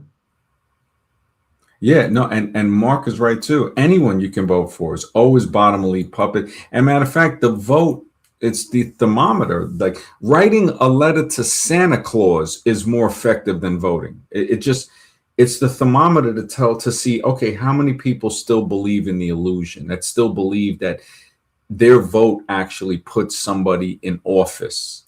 And as we go into it, we start to see that, yeah, the vote doesn't do anything but give So people, yeah, so why does Santa Claus come from the North Pole? it's the Or full sense of a full sense of control, the voting. what do we know about the North Pole? I mean, I don't really, honestly, the North Pole, I look at it, that's why I study human origins It's not on the more, map. because, It's not on your map, first of well, all. I mean, the Arctic Circle is on the map, right? Yeah, that's all they're going to show is Arctic Circle, but it's not on the actual map. The older maps have it, Well, I mean, but unless the new we maps have we fly out there, I mean, it's only speculation. At least with human genetics, I can do the research and go forward. Um, uh, Let me see, Alexa, is Epstein an elite? I would say he's working for them. It seems like everything in politics revolve. I think they're trying to distract us by bringing him up, but I'm not too sure. Yep, was going to tell you about, yeah, Taylor Swift. When I saw that picture, I was like, definitely something going on. Definitely. Think the real, yeah, we never see the real elites. Definitely not. Yeah, the whole world is a stage. Yeah, it's a total. It's like a big play or something. Yeah, definitely operative city, man. It's crazy when you think about just the political experiment, the celebrity experiment that they do on us, and then the food, the water, the air, the land. Like, that study from the Great Lakes, I think it was Lake Erie, where the fish are turning hermaphroditic from the chemical, and then the seagulls that eat the fish are having offspring that are hermaphrodites. So it's showing right there that this thing is transferring interspecies and going as far as, like, the studies I read off earlier, making the children hermaphroditic. So if they're giving something to pigs, whether the food is sprayed and then the pig eats it, or the cow or the chicken or the goat or whatever other animals, because they're definitely, when people are buying burgers in a store, in a fast food store, you're not getting 100% beef. In my opinion, you might be getting some cat, rat, even some, who knows, people have said human, but I doubt it's 100% beef. And if you do get 100% beef, what is the beef being fed? What is the cow eating? Is it eating, the chicken manure that we talked about a while back, mixed in with cattle so-called feed? Because cattle are really supposed to be eating grass in open pastures. I mean, if you look up the way they farm cattle, it's brutal, man. And to think, how do you connect this with all the cattle mutilations where they say they use like surgical equipment to do this and they strangulated the animal so there's no blood and all this weird stuff? I What do you think mean, that's about? I think it's the government. It's like when they try to say, "Oh, it's UFO." I could see a UFO flying over, and I'm going to be like, "Yo, that's probably the government." You know, even when they say, "Oh, we found UFO bodies," I got to remember these are the same people that told me Christopher Columbus discovered America. These are the same people that wrote the commission report for 9/11. Same people that have lied to me since I was a kid, and those lies have been exposed. So the only thing that keeps me jumping back into believing them is stupidity, ignorance, stupidity. Those two things, those will hold. I mean, they affect everybody. They affect everybody. And it's definitely not ignorance alone. It's always accompanied by certainty. So when you're certain, oh, there's certain that evolution is a fact. There's certain that this time Trump is going to do the right thing, or this guy that they vote in is the certainty is just certainty is the cement that holds ignorance to somebody's mind. That's clearly, and stupidity as well, keeps them in a stupor, a daze. I'm not insulting anyone. I'm describing them. We're all susceptible to this. And like Bonhoeffer wrote, and we went over, stupidity, against stupidity, we're defenseless. At least evil, you can see and kind of detect, yeah, this guy, I think he's kind of scheming. Stupid, you can't even, that comes out of nowhere. That's the guy that drops the grenade. He doesn't mean to drop it. He's on your side, but the stupidity enables him to drop it by mistake. So he's not gaining from it. He's going to get off too. He can do more damage than the enemy can do. This is the danger of stupidity. Alexis, brother, thank you for the support, bro. He says, MD, check the White House main Twitter account. What's going on? Look at the post. Okay, let me check it. Trump may as well be the world. Yeah, it's crazy, man. It's just, I'm going to check, what was it? The Twitter account, White House main Twitter account. Let me check it. I'm going to type it into Google. White House. See, there's a video there, but I'm not sure. Oh, is it video? Yeah, I can't go on Twitter with this. If you want to check it, I can only open Windows on Google at the moment. It's the pinned thing right now. It says, defining a moment in history, a clear mandate from the American people. 365 days later, President Donald J. Trump is delivering, patriotism is rising, America is back, and the story is just getting started. So there's a 3-minute video with that. Beyond that, I don't really see anything else. Wait, is it the one that says, this is a real tweet posted from the official White House government account? Yes, really. Simply put, we will find you and we will K you. Wow, that's that. How the heck? This is like horrible. I don't know if that's the text he's talking about. I mean, Where do you see that? It was a text from Kaylin, Texas. This is a real tweet posted by the official White House account, March 28, 2025. Yeah, so that's an old one. How could they say something like that? They'll find you and K you. Well, who are they talking about? I honestly cannot believe that this is the official White House page. Poll Doctress MD. That's hilarious. Poll Doctress. Do not retaliate and you will be rewarded. So the White House is saying in the Twitter, April 9th, 2025, do not retaliate. And so basically it's trying to brainwash people that are thinking, I guess, to retaliate against what we have been going through. I mean, when Nestle says that you don't got a right to water, it's not a human right. And the USA is voting that food is not a human right. It's like, put two and two together. I mean, these guys have never been in your best interests. I think, yeah, do not retaliate and you will be rewarded. That's crazy, man. And then people are making jokes about it. She's like her giving her dog a bath, you know. Oh man, this is Alexis, brother. Thank you, bro, for the support, bro. He says, Scribe, look at the post an hour ago on the account. Are you there, Scribe? Yeah, the thing is, I don't have the thing, so any post beyond that, it's all blurry and it doesn't show it, so I don't have. Okay, an hour. Look at the post an hour ago on the account. I'll try to look it up on Google White House I haven't made even signed up to X yet. post. Hopefully it shows it in an hour ago. It's all blurry when you check it. Well, All right. I'm not signed up to it, so they only give me limited Yeah, views. I don't have a Twitter account either. White House, but it doesn't let me look too far on it.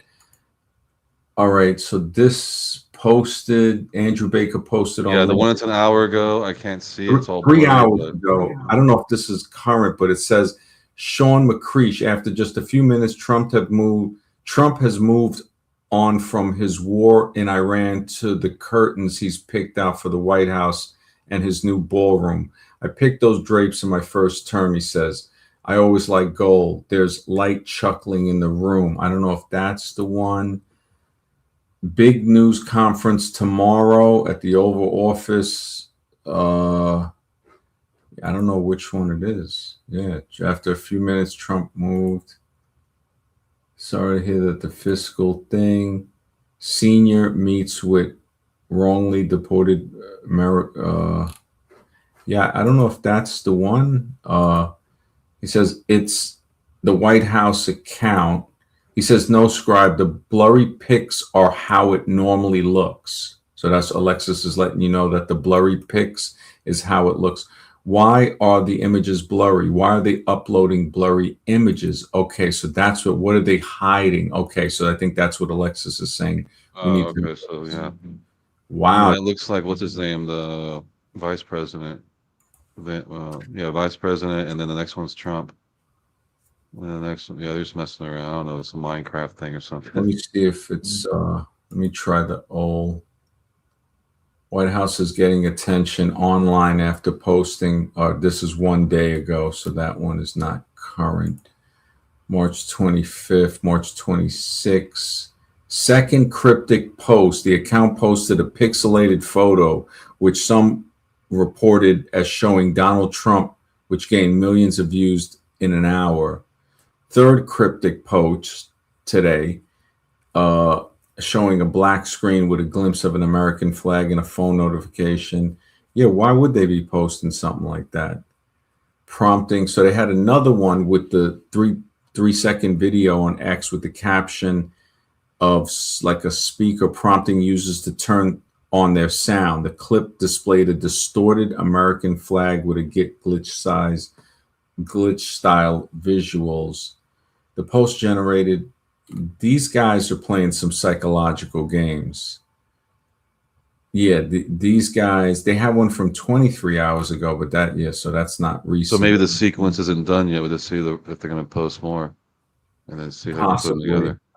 Yeah, possibly. I mean, wow, this is 2 cryptic messages 14 hours ago. That's crazy. It's the United States of experiments, man. Wiley JG, what's up, brother? Thank you for the support, bro. He says, good to hear you again. Have y'all seen that clip of McDonald's CEO eating the big arch? Dude didn't even call it food. He called it a product. Looked like he was forcing every bite. That says a lot. Yeah, man. I definitely seen where he didn't even want to eat it. And it's brutal. Yeah. And yeah, that whole thing. There was another one too. So you had the guy from McDonald's that didn't want to eat his food. He was like, yeah, definitely forcing it. And I think there was another guy that from another fast food thing that did the same thing, that either faked eating the product or acted like he was eating it. I'm trying to remember I don't know if it was Wendy's or maybe I don't think it was Burger King, but I definitely remember the McDonald's one. Yeah, I'm gonna look it up. Yeah, I'll look it up now to see if I can find the other one. Thank you, brother. I appreciate support, man. This Prime says, yeah, Trump, the Elvis, the gold. Yeah, I do see that. Let me see. McDonald's CEO, because I remember the McDonald's one, not eating a burger. But then there's also another one. There was also, yeah, that eating burger and another fast foods. I guess that's the way I could put it in. The guy not eating product. So maybe that will come up. Finally, AI for something. So Chris Kempczynski went viral in 26 with the awkward, the big arch burger, taking a tiny bite, referring to it as a product. Wow.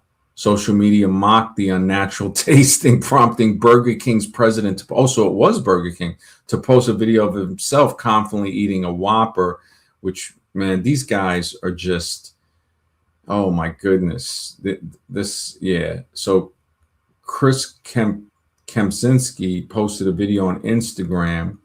The backlash, the reaction, the video went viral. The Burger King's president, Tom Curtis, posted on Instagram eating a Whopper shortly, which was viewed as a subtle dig at the viral McDonald's. Social media commentary, the Instagram account for Minnie Cooper commented on the incident saying, going to start test driving our cars 1 meter at a time. Holy smokes. Yeah, these guys, McDonald's is so sus. It's like, just knowing that they have contests on who has the longest Happy Meal. I think the record is like 16 years that doesn't decay. Who has the longest or oldest Happy Meal? Because I think it was a Happy Meal bought and saved. So who has the oldest? Because AI will always get stupid when I try to accident. It's like I gotta really like. All right, so it has the Australian friends Casey Dean and Edwards Nitz own what is believed to be the world's oldest McDonald's burger, a quarter pounder bought in November 1995, dubbed the McFossil or senior burger. It has remained largely intact without mold or decay, stored in a workshop for decades. So 31 years and this thing hasn't gotten mold. Other notable exactly. He shows it in the video. But Alexis says, why is Trump addicted to McDonald's? He's a multi-billionaire. Why is he eating fast food? And it's funny because Joe Rogan, there's a clip of him saying, oh, the reason why he eats fast food, right? And the guy's like, why? And he's like, well, because, they put so many preservatives in the food that, they can't poison it or whatever. I'm like, what? They can poison anything they want.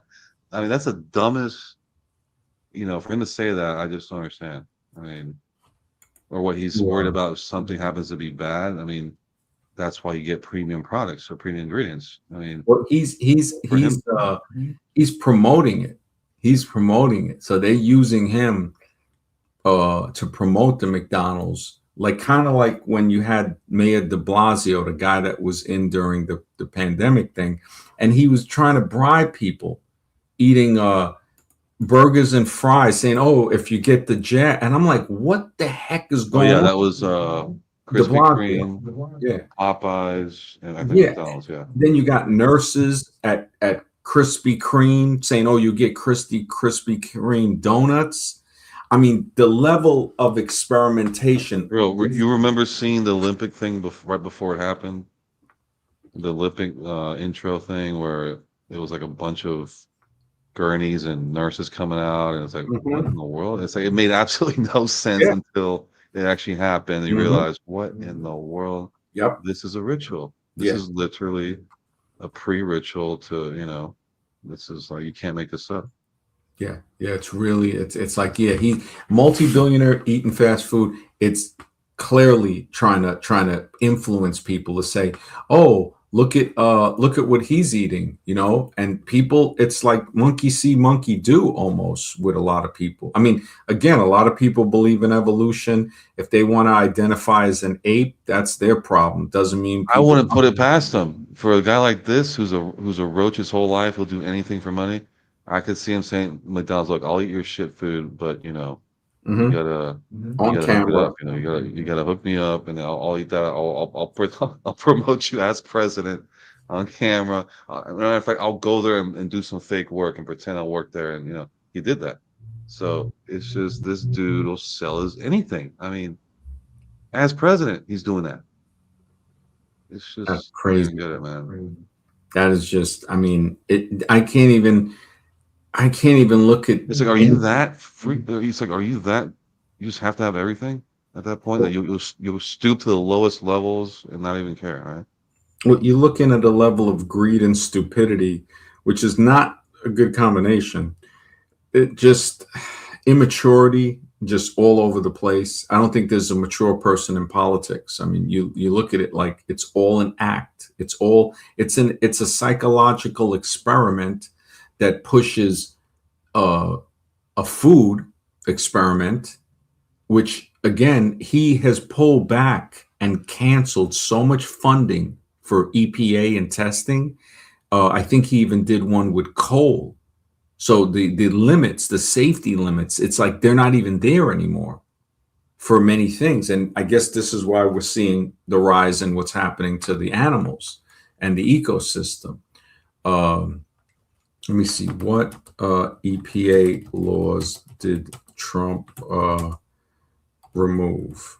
So if it Trump administration removal of the 2009 EPA endangerment finding, eliminating the legal basis for regulating greenhouse gases, okay, from vehicles. Well, we already know that's sus right away. Just even telling us, we already know the deal. It's like nothing about what we see with, planes in the sky and stuff, right? That couldn't be doing anything, right? So vehicle emissions, climate. What laws did Trump EPA laws did Trump defund? That's the one. Defund is the word. Let's see if AI rolled back. They like to use that word. They aim to roll back or defund over 100 environmental rules. Again, the United States of experiments, targeting air quality, water protections. Oh my goodness. So basically, they don't care. Flint, Michigan still don't got drinkable water. Still don't got drinkable water, man. Water protect methane oil gas regulation.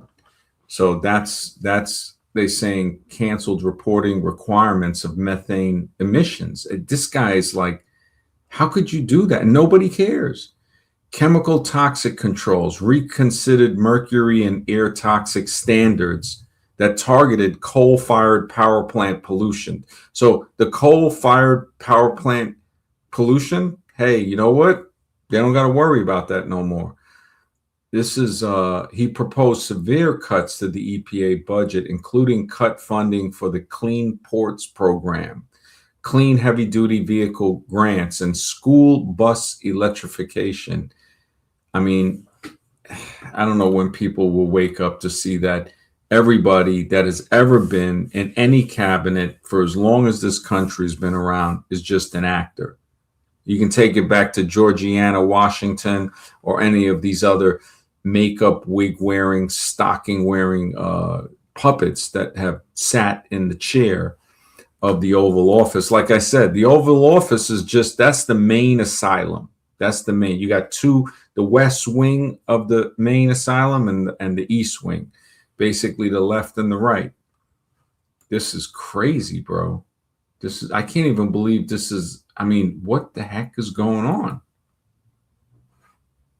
I don't know, man. It just, yeah, he defunded so much environmental things to show us that we're living in the United States of experiment. It's saying that in the single largest so he deregulated it. That's what it was. Trump EPA rescinded the Obama era 2009 endangerment thing. So there's like a lot of stuff that, yeah, on this.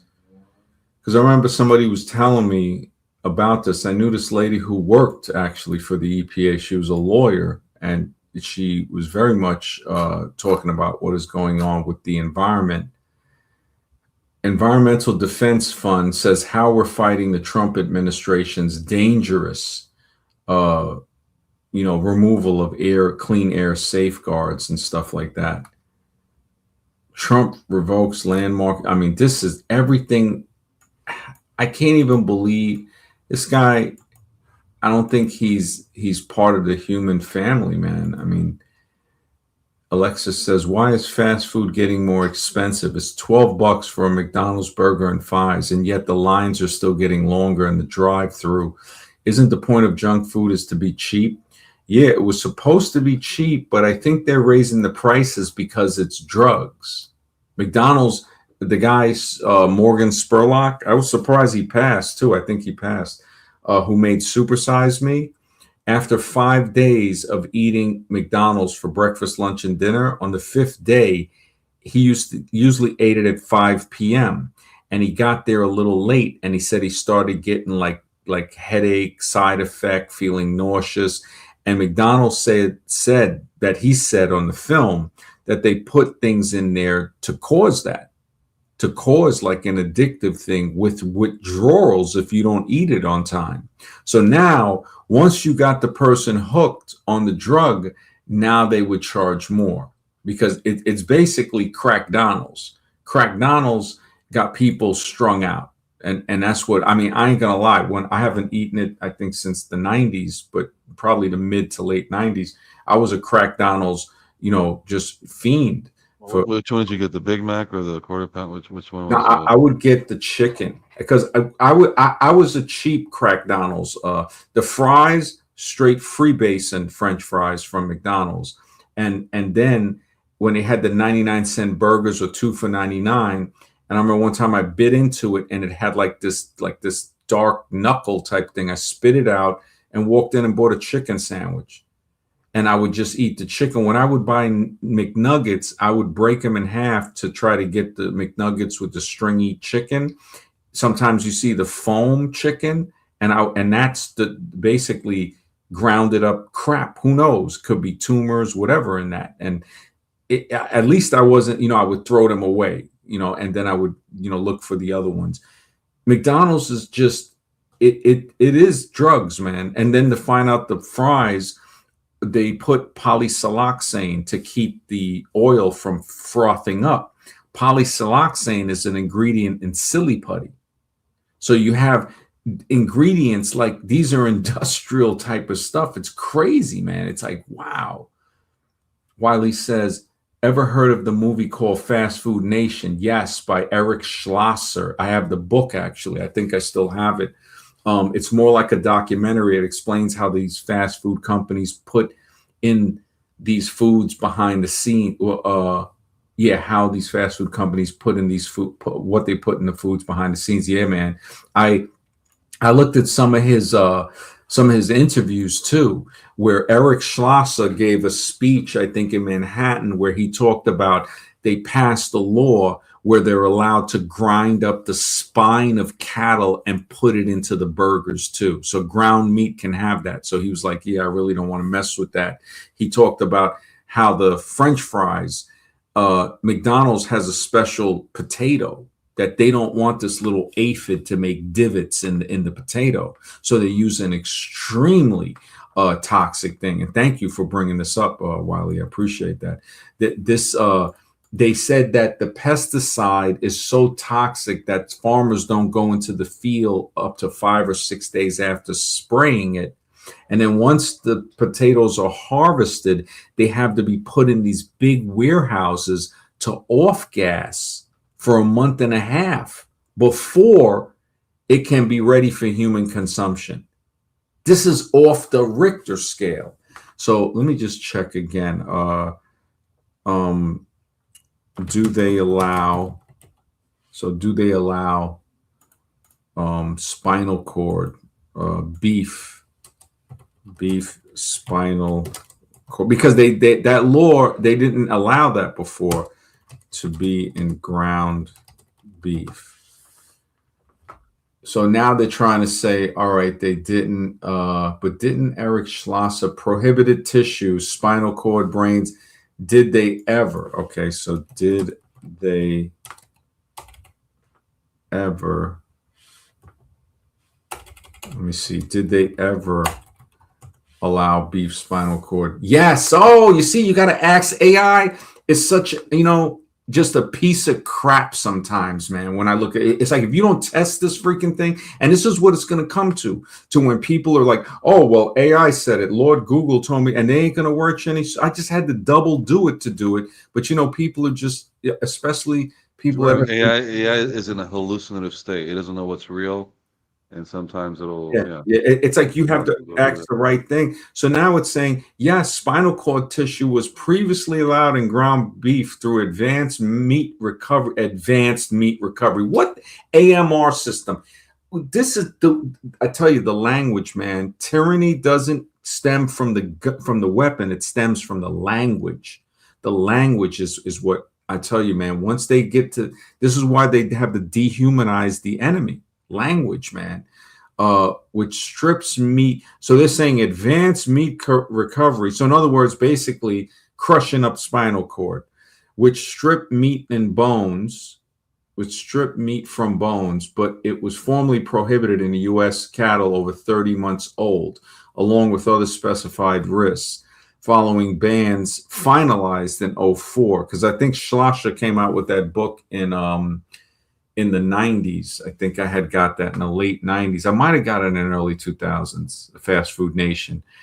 While regulations have tightened, critics formally cited potential contaminations of these systems because with bovine spongiform encephalitis, the mad cow thing, they say those prions are very heavily usually in the spinal tissue. That's crazy, man. Previously allowance prior to 2004, spinal cord tissue was sometimes present. Come on, man. You know that was always there in ground beef products derived from automated high pressure machines, as it was not explicitly banned in all. Oh my goodness, man. The lies that these people say. The '04 ban in response to safety concerns regarding bovine spongiform encephalopathy, that's the BSC or mad cow disease, yeah. Encephalitis, basically, the swelling of the brain. The USDA classified the spinal cord and other materials, prohibiting their inclusion in human food. Current rules dictate that cattle's 30-month or older with spinal cord vertebrae must be removed and they cannot enter. And they use those spinal cords and those ligaments and stuff, I think, to make gelatin. So the jello and stuff is made from that. It's crazy. It's like, what? This is so horror food zombie type level. This is, oh man. I mean, this is some Soylent Green. And this is the crazy thing. Now I'm going down on the list of questions, and it says, is it safe to eat beef spine?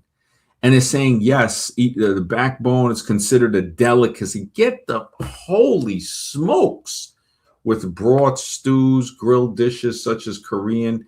Oh my goodness, man. This is crazy. This is the United States of experiments. This is clearly experimental, man.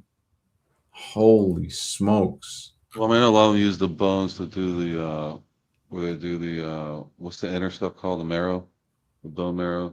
Mm-hmm. So all that stuff. I mean, that is expensive, but I mean, there is a lot of nutrients in there. That's why the animals definitely break into the bones to get the marrow out. So I mean, you could call it, but it does sound nasty. I don't like bones. I mean, there is like low quality beef you can buy at the store that's going to have nasty stuff in it, Oh bits of man, bone this and is stuff. brutal. But that's what you're buying. So you have to have enough money to be able to buy clean, the decent stuff that's clean. So that's what's available. Wow. It has a thing. What's the unhealthiest meat to eat? Processed meats such as bacon, sausage, hot dogs, and deli meats due to high levels of sodium, nitrates. Nitrates, like, I mean, we already know that's linked to saying these are also increased risks of cancer, heart disease, diabetes. Red meats like beef and lamb are also less healthy, particularly, yeah, because the red meats aren't really red. They use this dye. And I think the dye has been linked to some of the problems that people get with the colon. Wow, this is crazy, man. This is like, it's like, why? Why? Because we live in the United States of experiments.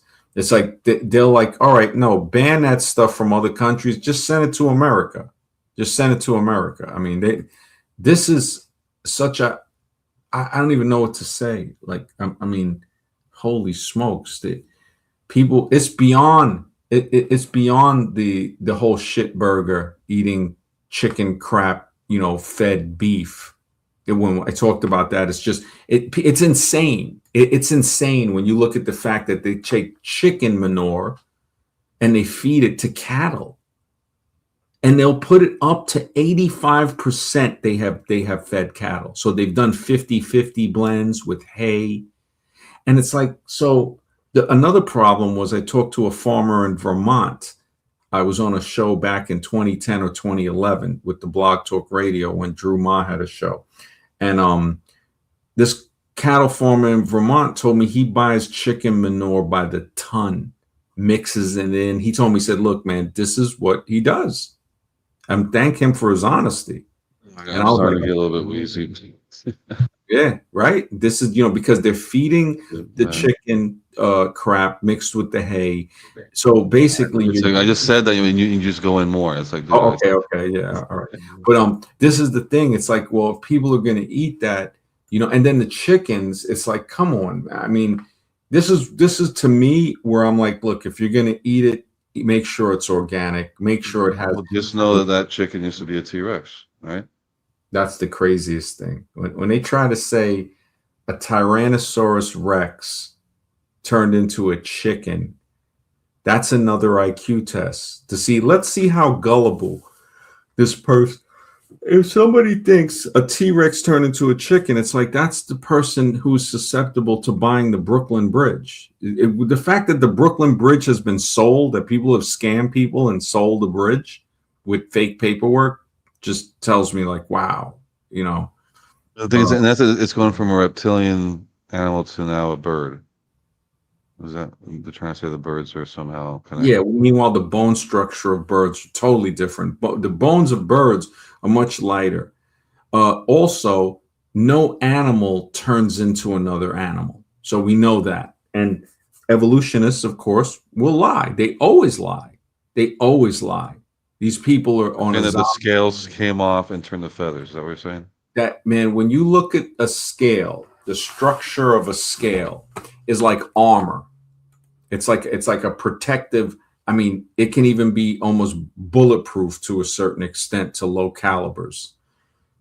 Rhinos, armor, even just the skin. Like, I could see skin, even skin compared to scales is a totally different thing. But when you go to a feather and you look at the intricate parts of feathers, on how it has the plume, it has a part that goes into the pore. Like, if you look at the structure, you're like, there's no way. When you pull off, like when they defeather chickens, you see the skin. It's like, oh yeah, that's not scaly. That is it's a whole different organism. It's an avian. So a feather, not only do feathers have like complex structures, but they also have the ability sometimes to like turn, or like, some feathers are waterproof, some feathers are not. Look at the owl. The owl flies, it gives up the waterproofing effect. They can't fly in the rain. But the gain is that they fly silently. You can't hear an owl. You can look at the test on YouTube or any animal testing. Owls fly over microphones silent, but they can't fly in wet weather. Other animals, crows and other birds, can fly a little in wet weather because they have a waterproofing effect. But when they fly, you can hear the noise. And when you look at stuff like this, just using mathematics, there's no way for that to evolve by chance. Nothing happens by chance. When we look at the environment, like what you would call the ether, the force that's in between things, natives would look at the distance between two things, doesn't separate it. The air doesn't separate it. The air connects us. And that's the difference when you look at the Western mode of thought compared to the Eastern mode of thought. people that actually think and observe the natural world. Yeah. So concerns with advanced meat recovery. The crazy thing is the concerns with advanced meat recovery. So in other words, sandblasting the meat through the spinal cord, it says spinal tissues could still enter the ground beef through high pressure recovery systems. High pressure, yeah. Sandblasting, water blasting it out. And then scraping up the stuff on the bottom of the factory floor, hitting it with ammonia, right? And they used to call it, these beef industries are so powerful. They had something where you can't say pink slime on certain things associated with food, because that's basically what they were doing. I mean, the stuff that goes into ground beef is so horrific. It's beyond Friday the 13th, Jason, Freddy Krueger type stuff. This makes those movies look like Teletubbies. So it could still enter the ground beef. Wow. Prompting tighter testing, as if they're ever going to test tighter, right? They don't even test now. United States of Experiments. Wow. We got a troll, man. This is great, man. I appreciate that. I am so glad that we got, and it's probably Shift, the nutcase from Astoria, Queens. Yeah. The nutcase who just, he had to turn to religion to get a girl. I mean, how pathetic is that? And I remember, who was it? Noah. Where's my homeboy Noah Cheney, man? Where you at, bro? Spacey and Dabs and all those guys. Oh, this is Viggy. Yeah, I'm saying a bunch of trash. Great, man. Why don't you go have another shit burger? I think I think that'd be cool. But yeah, I kind of miss the trolls. I hope more trolls show up, man. Yeah, I really think that'd be a good idea. Other trolls actually had supported the stream. So if any other trolls got something to say, please put your comments in the chat, man. This is one of the few streams where you'll see that the host is not afraid of trolls, man. You can even come on the stream. That'll be great. So as we go forward, and honestly, I think a lot of people, again, living in the United States of Experiments, right? Oh, you know who it could be too? It could be Hammer Queen's homeboy. Yeah, it could actually be Hammer Queen's. Hey, man, thanks. I hope you come back for more. I hope you come back for more. Yeah, it must be Shift. It must really be Shift from Astoria, Queens, man. Wow, that's sad. That's sad, bro. No, it's a good thing, man. This guy probably sleeps with a picture of me, and that's cool, man. I understand. I don't know what his mother told him, but he's got to understand I'm not his father, man. He's got to, and they're always racist. You already know, Alexis. They are always racist, bro. They're always. I mean, to me, when I see it, it shows the inferiority complex that a lot of these guys have. So I'm okay, and I'm understanding with it. They I don't know, their mothers must have told them, look, this guy, your father figure, but I'll let them know, like, look, man, I'm not trying to smash anything like that. But again, I'm happy to have them, come by and throw their opinion up in there, which they won't hear that on other streams. They'll have people get afraid or ignore it or act like they didn't see it. I'm like, hey, man, thanks. Leave another comment if you can. Start another account. I think that's a good idea. And they're always racist. That's where the evolution thing keeps this going. It keeps it going because they think that some people are less than others, and they bring that in. It tells me more about them. The United States of Experiments. One of the experiment that they put us through is that dichotomy, is that us against them type of mentality. They try to group people in one big group, and it's a good thing because it shows us that it still exists. When people try to say, like, who was that guy? Jesse Lee Peterson, the guy that talks like, he's kind of zombie-ish. He talks kind of like Stephen Hawkins. Jesse Lee Peterson. Well, he's kind of old though. That's the thing. Well, I think he spoke. There is videos of him on Donahue in the 90s and 80s. I think you can find it on YouTube. He's still speaking like that before. So he kind of sounds like Stephen Hawkins when I think about it. He's the guy that proved that the character Stephen from Django is not a fictional character. We have a lot of Stevens from Django, and then the plantation owners. Oh, we definitely know there's a lot of wannabe plantation owners. I used to refer to these guys as Hitler's rejects.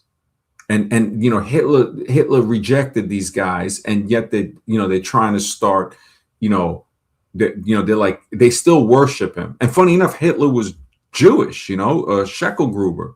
So this is the insanity that they'll hate on certain people from that descent, but worship a guy who's actually Jewish. That's the most funniest thing in the world, man. Gold Pill Ranger. Holy smokes, these trolls remind me of the good old days. Oh my goodness.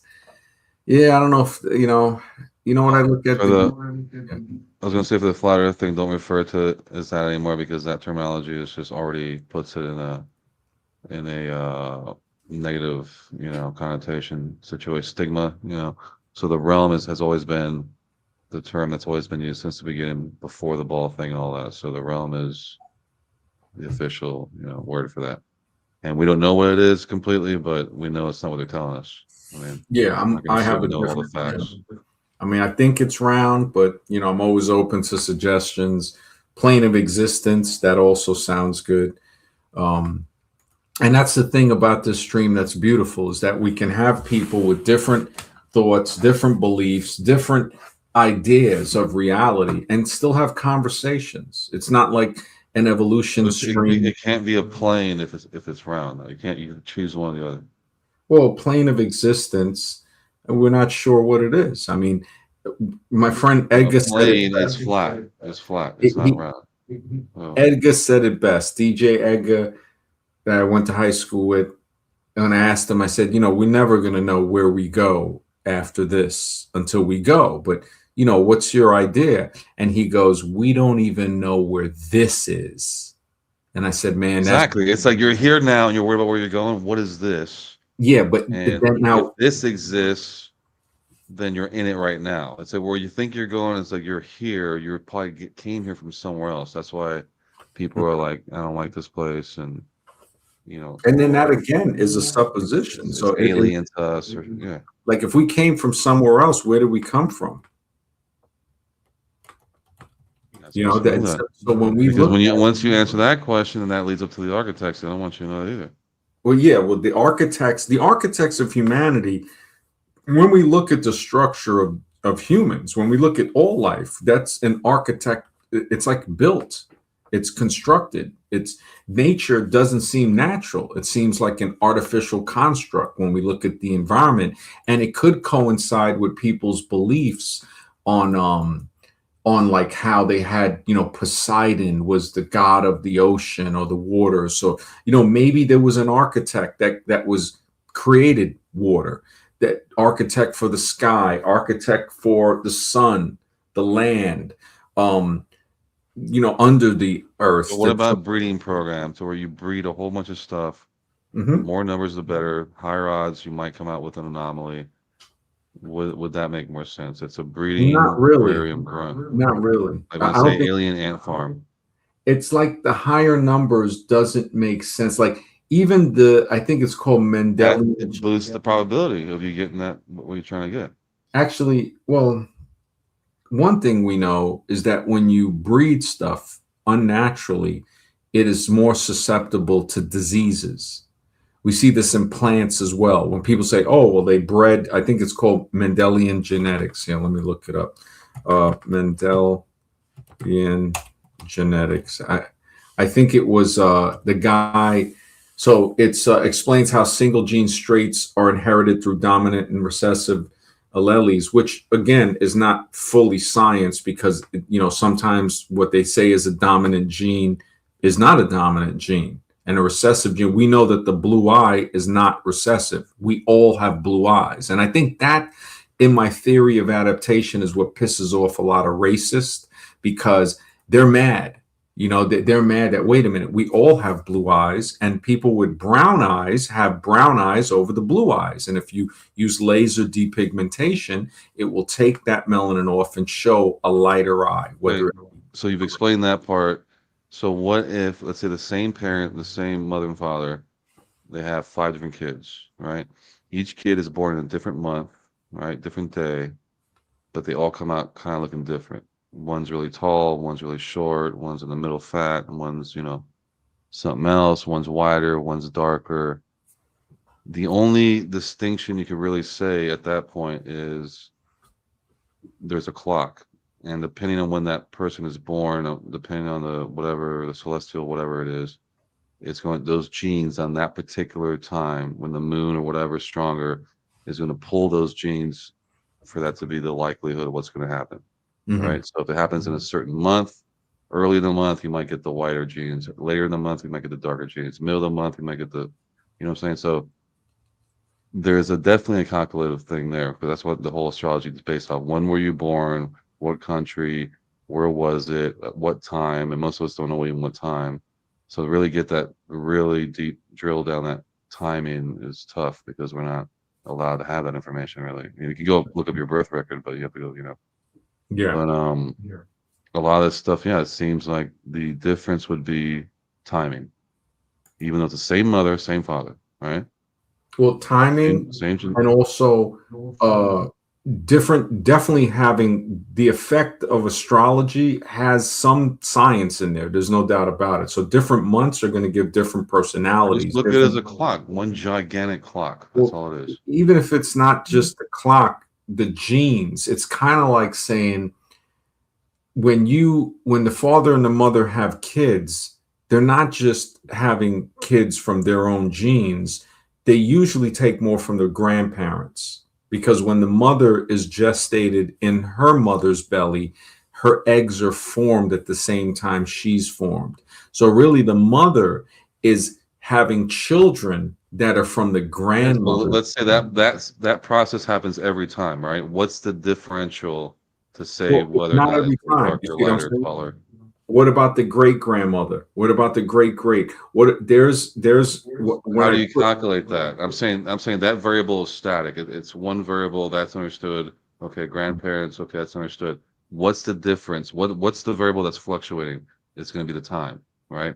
Because you're using the same 2 people, same grandparents, same. What decides to choose from this grandparent versus the other grandparent?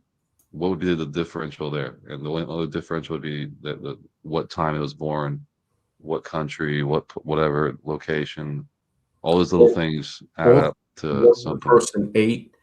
I talked with a pundit years ago in Queens, and he was saying that the certain foods that you eat. I had a deep conversation with him. He said certain foods that you eat, and the day that a child is born, he goes, if you do it right, you can have a child born to start a revolution. He goes, you can have a child born for different purposes. I don't believe that. I don't believe And that. I was like, that's a conscious thing. That's not a physical health thing. well, again, it doesn't happen with belief. He's telling me this, and that was his belief, to, like, his grandfather or great grandfather was a pundit. The grandfather, him, and his son was training. Now, yeah, there's going to be, religion's got its bad parts too, but the conversation, I mean, if the month and the day and the time can affect, how you have the kid, and then the genetics, definitely what you eat. I mean, that's a scientific fact that what you eat. Yeah, there's that there. Okay, I agree with that. I'm just realizing also the fact it's called religion now, that they have to replenish the earth. When God says he has to replenish, meaning it used to be plentiful, now he's replenishing after whatever reset, whatever it is. So religion, you're regrouping these people together again for some reason. Whereas there was a past when it was considered the thing, but now it's a religion. It's a restart of another thing. See, the terminology is mind-blowing. Once you start reading between the lines of the terminology, they're letting you know through the word. They cannot lie through the words. So that means that they cannot lie in a definition. The words don't lie. they mean what they mean, but you have to go through the deeper meanings of what that word really means and how they're using it. And that's how all the legal stuff is, determined legalese, all that kind of stuff. So words that are in legalese mean something completely different than they do in the English language, vice versa. So that goes really deep.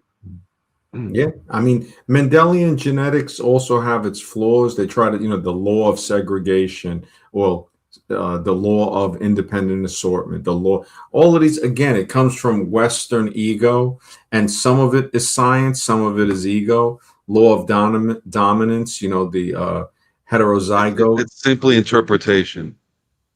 Yeah, they Like say how it's you a interpret something, national- someone else is going to interpret completely different. Like the old guys looking at the flying, say, "Oh, that's a shield because this is 16th century or whatever." That's all they know to relate it to.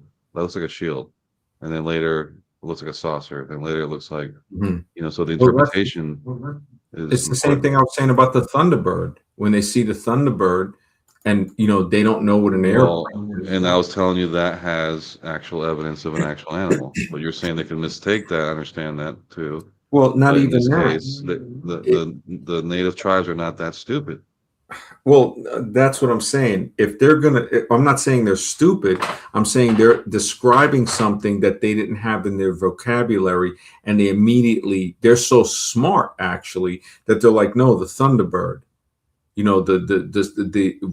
the weapon, the rifle, the fire stick, alcohol, fire water. So they were actually, fire water is a much better explanation than saying Yeah, all alcohol. those I understand. I understand all that. But when you're So saying bird, they're Thunderbird, meaning an see what I'm saying? animal. If somebody didn't know what alcohol was, you would say, oh, they're just making, the fire water is something different. You see what I'm saying? Just like Thunderbird, you're not giving them the credit, saying, hey, wait a second. I think these people saw an And so ancient put that with Bigfoot thing. Do they mean airplane. something? No, the Bigfoot thing. So does that mean they're talking about what?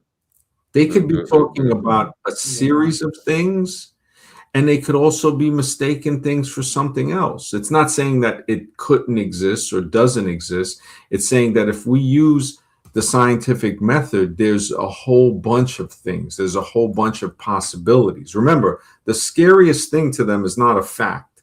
The scariest thing is a possibility. The possibility that they could be wrong, the possibility that this thing could exist, and many other things. And why wouldn't it? To me, it's not really. They know it's wrong. It's beyond that. They know it, and It's they're not a and they're big thing. using It's devious like, tactics to keep you suppressed. well, to me, it's You know what I'm saying? like all of these things that they try to say exist. To me, that's not like something that's very surprising, because I know these are the same people that have lied to me as long as I can remember in school. So it just comes, it's like, really? Yeah. It's like, oh, they said it doesn't exist. Well, it might, because we know we're dealing with liars. We're dealing with people that will lie so much in the United States of experiments that Columbus, who didn't land on North America, most people will try to tell me about Columbus, and I'll say, well, how many voyages did he have? And I'm like, you know what? Why am I even speaking with this person? Because all they want to do is spread their crap around without no knowledge. And I'm like, look, he made 4 voyages, known voyages, and he never hit North America. This great captain crashed on the rocks. And what if they told you we had to lie to you to keep you safe? I would tell This him, look, experiment, I would tell him, this look, experiment is so massive. if We they're can't tell telling you me because that if you when knew I the got, truth, you wouldn't if they're telling me comply. that when I got the weapon pointed at them, they're still getting bucked. These people are hard. They can't, anything they tell me is a lie. If they say it's This for your is own one thing good, I know for sure with these people. This is one, you're never going to get the truth from them. It's like logic. One person can only tell the truth. The other person can only not lie. If a person Then believes, what if they tell you we don't want you to have that because we don't want you to come after us? great. So that means that they need to be came after and need to be eradicated. It's like a parasite telling you, oh, we don't want you to take these herbs to pass us through you. It's like, well, I'm taking the Well, herbs of course. so I So can you're crap saying you out. you wanna eradicate them.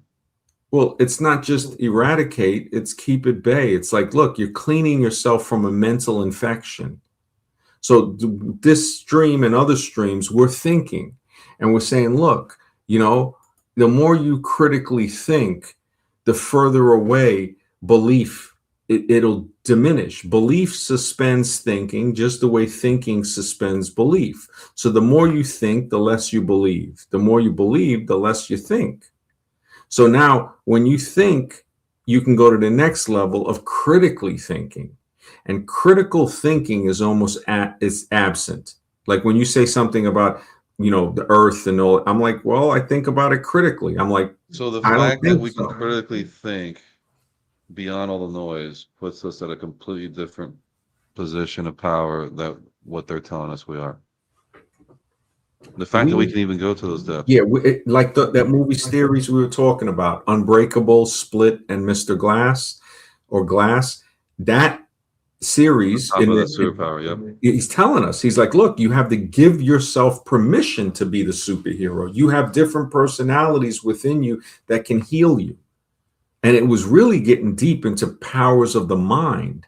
Belief, basically, in oneself is contagious. So when somebody sees, and it's not even a belief, I don't think that's the proper word.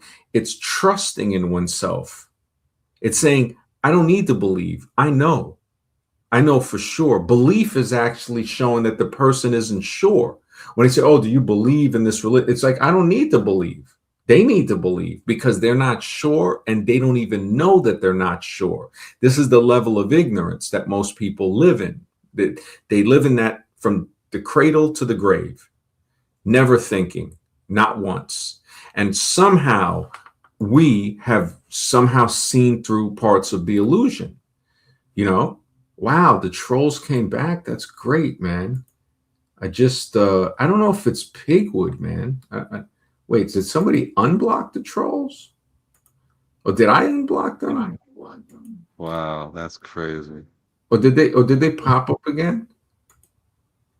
Yeah, let me see if I can get rid of this one. Oh no, that's cool. I think I think it's hilarious, man. Must be Pigwood, probably Pigwood, and he just, this guy. It's like I think he dreams about me, and it's always the racist stuff. It's been a while, yeah. Or it might be Luigi from jail or something. Nah, I doubt that. He's like, I think he was controlled by Hammer Queen, William Hamby. And these guys, they stalk men. So any man that they see, because they don't have masculinity, and when they see a guy that's actually masculine, a real man, they'll try to imitate. They'll try. Actually, sometimes it threatens them.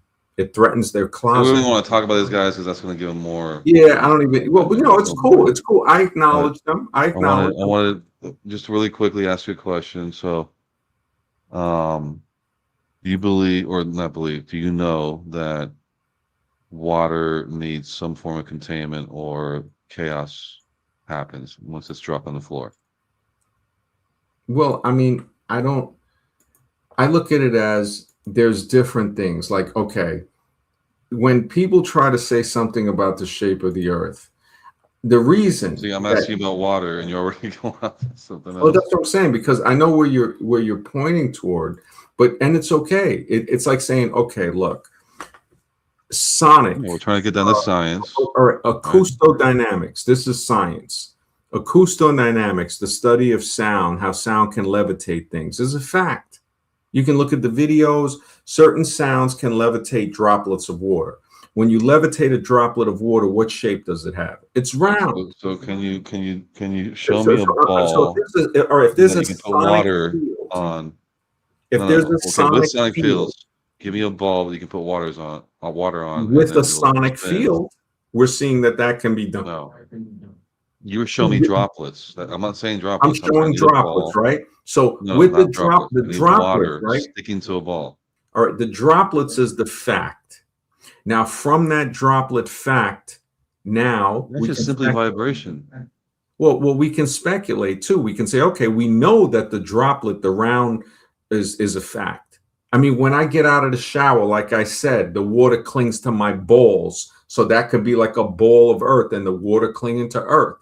It's like The whole thing of saying, "Oh, I want to argue over the shape of Earth," is saying, "You know what? I don't want to talk about serious stuff because where Not we arguing. This is taking a simple subject that says no, water need a it's containment the unit or not. CIA, it's a psyop because where how were we created is much more important. Much that comes first. You see what I'm saying? The other stuff, yeah, we can worry about that. We probably won't figure out. Like when I finished the Architects of Humanity and the stuff about evolution to show people, like, look, this is not scientific, to show them. And then they said, well, your theory And of when I try to be scientific, you run away from the thing. what am I? You're not being scientific. You're giving me a belief. People who I asked you the believe first, does water need a containment? And you went off on some other tangent, but I'm asking if this water, needs containment. we don't Or it's know that much about. Well, water left levitated by Sonic. The I'm not sound. asking you if it needs to be levitated. I'm just asking you, does water, regular water, need to be in a Does the containment? round water droplet that is levitated, does that need containment? What is containing that? Is it No, the so now sound? you're asking me. You don't answer. You don't answer. You don't No, answer. no, no, because you're asking me that, and I'm showing you that this water is I'm asking you self-contained. regular water that is coming out of the What do you faucet. mean? What's regular water now? So now you're telling me regular. You Turn your see how faucet on. the goalpost Does is it need a always containment moving. unit to hold the But water? the religion of F Earth, Oh, that's a yes or no question. the religion that is such a religion that it says, you know what, we got important things to look into. The United States of experiments, the stuff that's being happened to us, the scholastic system, the medical, the Okay, so political. gravity doesn't matter. This is This is what I told you before. I'm writing a book on human genetics, architects of humanity, writing a book about the evolution. To sit there and talk, these people have textbooks on gravity. They have textbooks. So you have to write textbooks. You got to say, you know what? You don't get rid of something by just directly battling it. You build a better model and it makes the old model obsolete. Now, they put billions of dollars of propaganda to push evolution. Everywhere you look, don't call it biology, call it evolutionary biology. I mean, these are the spin doctors, the masters of spin, bro. They'll spin something around. Knowing that Einstein took out the ether, that's not a big the ether might not be connected to the guys that the shape Earth guys. I mean, when I look at Duguay and all of these guys, right? You know how I know a lot of them are frauds? Because not one of them will get on an airplane and try to test the theory. They'll sit there with their thumb up their ass, telling people, "Hey, this is the shape of the Earth," and I'll say, "Okay, that's a suicide mission, right? Let's that's do a fundraiser." And let's get on a plane and test it. That's one thing I'll give Juranism. You're not coming back if you do that. Hey, he went to Antarctica, saw that the sun ain't setting, and was like, wow. Now, I don't know if he believes in evolution now, whatever stuff, but the one thing is he at least took action. I don't see these guys taking action. Now, I'm not saying that I know the shape or whatever. I'm just saying, okay, that's great. That's a nice little hobby. This research that I'm doing, it goes beyond that. It's saying, look, everything might come from an albino form. It's possible. It's very possible. That's what I made the previous live streams on. When people see it's like, look, everybody has functional blue eyes. When you add a little melanin to the blue, I'm saying that they are significantly both important. And they're not significantly both. They're not the same. In the albino template. What do I get from knowing the shape of the Earth? Explain something. I'm saying, well, listen. If those albino templates came from a different land, and there's more land again, now you're bringing. And that's how you know they came out that way. Do you see how this just messes up any research? It is a straight psyop. I have to admit, man, all of these guys with the shape of the Earth is a freaking psyop because I can't even get into how melanin is deposited without you bringing up Tupac or some flat Earth bullshit. You see what I'm saying? This is the problem. Anytime that I try to get serious, anybody, you got Duguay, you got Eddie Bravo, you got the bunch of these idiots that are sitting here telling me, hey, because he did get shut down. I won't call them idiots. I'll retract that. but they're always distracting. It's saying, hey, look, it's like, shut up and don't distract me because I'm a serious scientific research.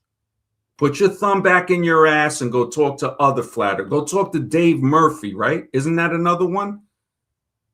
You know, he tried, oh, my son's a battle rapper. That's a failed father, man. If your son is a battle rapper, you failed as a father. I'm telling you that straight out. If your son listens to Tupac, you failed as a father. What if he tried to do what Tupac did? Wouldn't that be? I don't see. This is the type of shit you don't want to have a serious conversation. This is what pisses you're me the off. one Somebody that with your puts level down. of intelligence is going to say something like that. It shows me that stupidity has no prejudice. Ignorance has no prejudice. Anytime I try to make progress, some jackassery comes in. And I'm telling you, what the hell does this have to do with human origins, man? It's actually to the point where you don't want to hear about chicken shit-fed burgers, right? You don't want to hear about how not even the chicken shit in the burger, dead chickens are found in the feed. So not only is the cattle eating shit burger stuff, it's also eating parts of dead chickens and down chickens and diseased chickens going into the crap burger. You don't want to hear that. You say, oh, you're queasy. You know who gets queasy?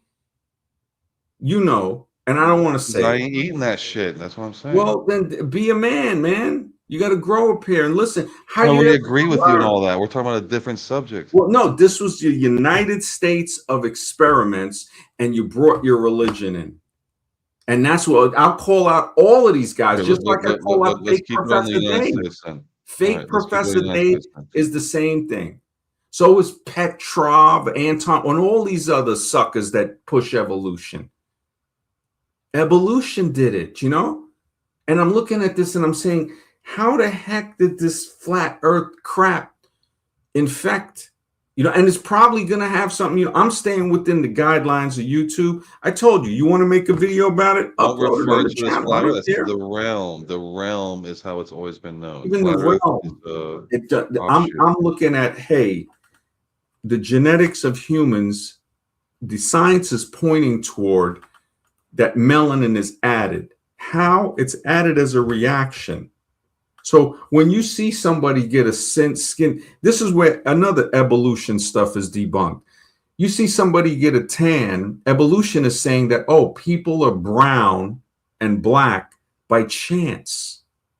That's like goes beyond any logic and reason. It really, and when you look into the caveman line, all of that, well, there'd be no children because they would have ate the other's children. It would have been, oh, everybody's struggling. See, they make it survival of the fittest and all of this. So they can say slavery and all of this great pillage and plunder. Look, it's natural selection. That's exactly the way they look at it. And then when I say something, you see the racists pop up in the streams because they damn sure don't want to see nobody uncovering this. To see that all of this racism, when they say, wait a minute, so anybody that has melanin on their skin, it actually is like a type of protective armor from the sun. But those people can still get skin cancer. They can still get sunburn. They just got a little more protection. If they stay in it too long, they can still get vitamin D poisoning. These are the things that's important to us. What's going on with the pollution? Okay, so what if the people with the most melanin were more in the center where the sun, the sun is, and then the lighter skinned ones came from the outer, which we can't see that area. Scientifically doesn't make sense. Then why do the people that have melanin have blue eyes underneath their brown eyes? Why do they have that template? I have brown eyes under the brown. You got brown eyes. We all got blue eyes. We have lighter eyes underneath that. When we get older, the melanin is given back. Everybody's hair starts to get gray, silver. Okay, so then where did these templates come from? Why did there need to be different templates? We don't know if there have been different templates because it could have all came from one albino template or it could have came from different albino templates. That's using the scientific method. That's what I want to know. Okay. So now I understand better. We need to have all. You still believe that it could be one singular template that somehow morphed into these other things? That sounds a little bit like evolution to me. Well, it's not evolution. It's saying that the architects is making something that can adapt. So some people might say that's evolution. No, that's called adaptation. And remember, they want to control the language. This is why they come up with all of these lies, missing link. If somebody said you committed a crime and you're like, no, I definitely didn't. I'm on camera. I have an alibi. No, the evidence is just missing. No, the evidence is not I'm going to missing. refer to evidence with the insect kingdom to say that insect right there, the one you showed me with the head of the snake, is designed specifically to look like this particular snake breed. It knows, like it genetically already We knows don't know this that. thing Now, exists. it looks like Well, it how is. was it created? What if it was created in a way where it could adapt and form to the type of breed of snake that was in the environment? So now the environment has something in it, some type of living force that lets the caterpillar know to form into this type of serpent, like a mimic of it. And then to take it a step further, there's even one that spit out the Wait, little red you're tongue. saying that particular style of snake didn't exist before the caterpillar? We don't know. This is what I'm saying. I don't know. This is Oh my what's going to God. take. No, And this dude, is where no. That had to already been known. That particular snake that already you exists has to be could known be already. right. That could be right, No, that's Mr. just how things are created. I mean, like when you program, certain It, things have to be known it, before the rest of the code it could can be work. created together. That's a very strong possibility. But one Okay, thing so we it could know be for created sure. together, but All right, this is what we know for sure. It didn't happen by chance. And it's irreducibly complex too. We also know Exactly. that. Exactly. And if right. for some reason So what that I'm word saying real quick, I didn't that finish. I didn't word finish. What I'm saying triggers real quick, evolutionists. I know this. that thing it was designed specifically for that function. I'm saying I think humans are in the same boat or in the same set. That particular type of human, black, white, whatever it is, was designed for this function. Well, I see then the same why way is in it before that, that nature. you have people? See, if you say that, then you're saying that, okay, it was designed specifically. Then why does everybody seem to have an albino template? When you have Africans, when you have No, that's what I'm Chinese, saying. The albino template is the original template and was designed for a specific thing, and now the melanin it comes was out designed if it's with black. like it kind of like melanin seems to be possibly like a fail-safe mechanism. So like maybe, okay, you encounter solar radiation and now that kicks in, but it might take generations. Who knows what it takes? It might take tweaking from the architects. So the one thing that I think we forget or we might fall into is thinking that the architects somehow left and they ain't here anymore. That doesn't really make sense. It could Yeah. be true, but it doesn't make, yeah, you know what I'm saying? Well, can I add one, two Almost in cents full into control. this? Yeah. I just want to add 2 cents. I mean, the Bible has a story of this Tower of Babel where everybody spoke the same language. And then upon building that tower, God said no, and he confused them by changing their languages. So is it possible that the creator not only changed the languages, but changed the racial makeup of people, the physical makeup? Is that possible also? It is. It's very possible. It could, I wouldn't say change the physical makeup, but I could say now the scattering of people could allow them to adapt to those different environments. And then there's a thing called the FOX2 gene, where it just, the language gene, it seems to be added. So I'm going to see if I can find my document because it's in the Architects of Humanity. I have them like on a lot of different documents. Let me see if it can pull it up. Fox. Shoot, it has all these different files. I got to start organizing them. But the FOX2 gene, because it kind of, I have a lot of stuff for when like evolutionists try to say stuff. So I'm like, okay, let me see. All right, I don't think it's in that one. But the FOX2, Architects of Humanity, Adaptation Theory. So all right, is the FOX2 gene. Man, that thing, it just pisses me off. FOX2, same thing. I had it, I got to start labeling these a little better, but there's a specific gene that it's not going to happen by chance, and it has a lot to do with language. Man, which file could it be in?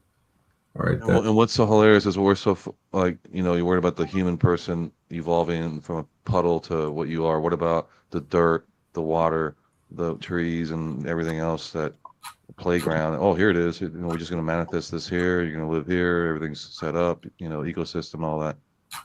It's like we're not accounting for everything else, Mm-hmm. I mean, there's a lot of stuff. Okay, the switch that triggers genes, neuromelanin. So that's another puzzle because that's melanin on the brain. We see melanin on the gums. Man, this freaking thing. And why should anything be a puzzle if evolution's true? If these people have all the answers, why should there be any mystery as to how the human body functions? The DNA code and everything. Why are we still discovering new things about the DNA code every day? It's like, you know what I mean? That's how dishonest these evolutionists because are. they drip feed us, Mr. X, because evolution is a lie. That's the answer. They can give us the answer to what a cell was doing millions of years ago in a puddle, but they can't solve the DNA code to its fullest extent. That's amazing. Yeah, it's just you think about it. It's like it's okay. Here it goes. This FOXP2 gene. So that's what it was. I gotta save this file. Okay, adaptation 3. Because I put them in different files because they get too long when I gotta compile them in for the book. So the FOX2, the language hack, right, for chapter 3, I'll probably put it in a different chapter. FOXP2 and the voice of man. Explore the sudden appearance in complex language in Homo sapiens. Introduce FOX2P gene. So, and the idea that it was flipped on rather than gradually selected. So they're trying to say that the gene, some type of gene, FOX2, gradually, again, millions of years, but consider, was speech a feature activation, not a random evolution? So, of course, we know it's not a random evolution. So we have another switch that could switch on language.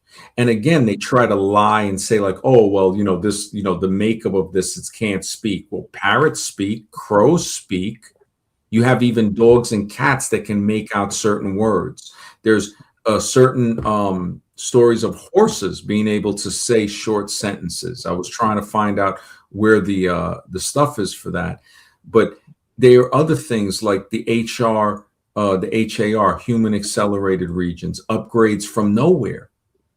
So we saw part of the genome that rapidly mutated in humans only, but it's not a rapid mutation. It seems to be turned on. Shows that they're tied to brain development, thumb control, walking upright. And they try to say, oh, these are evidence of targeted evolution, not natural selection. No, it's not targeted evolution. It's adaptation. It's direct adaptation. So it's very careful. They will use this and try to twist it and make up some word again, missing link. This is like asking someone, how's a hard drive made or how is a CPU made? Do we have any idea? Even though I know a lot of tech stuff, I don't have the foggiest idea on how that even works. Well, we know about the fusion. Well, this is the thing. You can learn that, especially you're a computer expert. So you're way ahead of me. You can. But it doesn't make sense in the physical realm, is what I'm saying.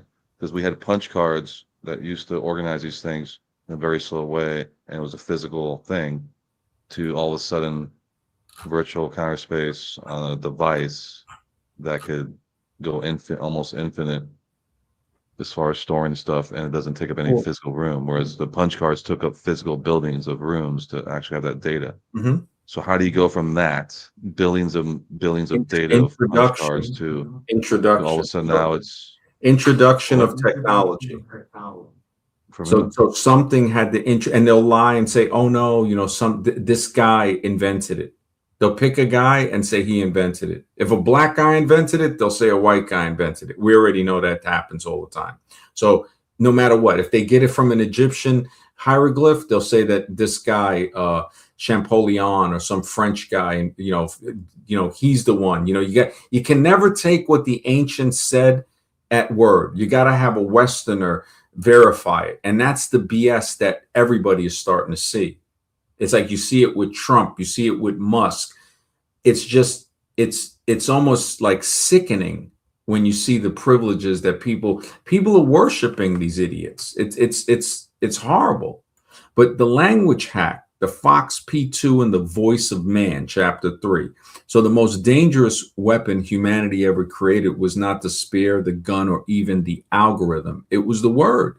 And it's not created because we didn't create it. You know, the language allowed us to transmit thoughts across generations, coordinate action across distances.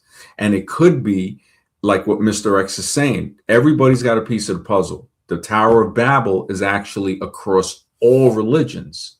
So it's not like the Bible is the only place that has the Tower of Babel. And I'll check it because I checked it before. Just considering all these things they have to throw in random, like you said, they just throw it in there, some guy, whatever. It shows us how much we don't know whatsoever. You know, look at the information we're going by.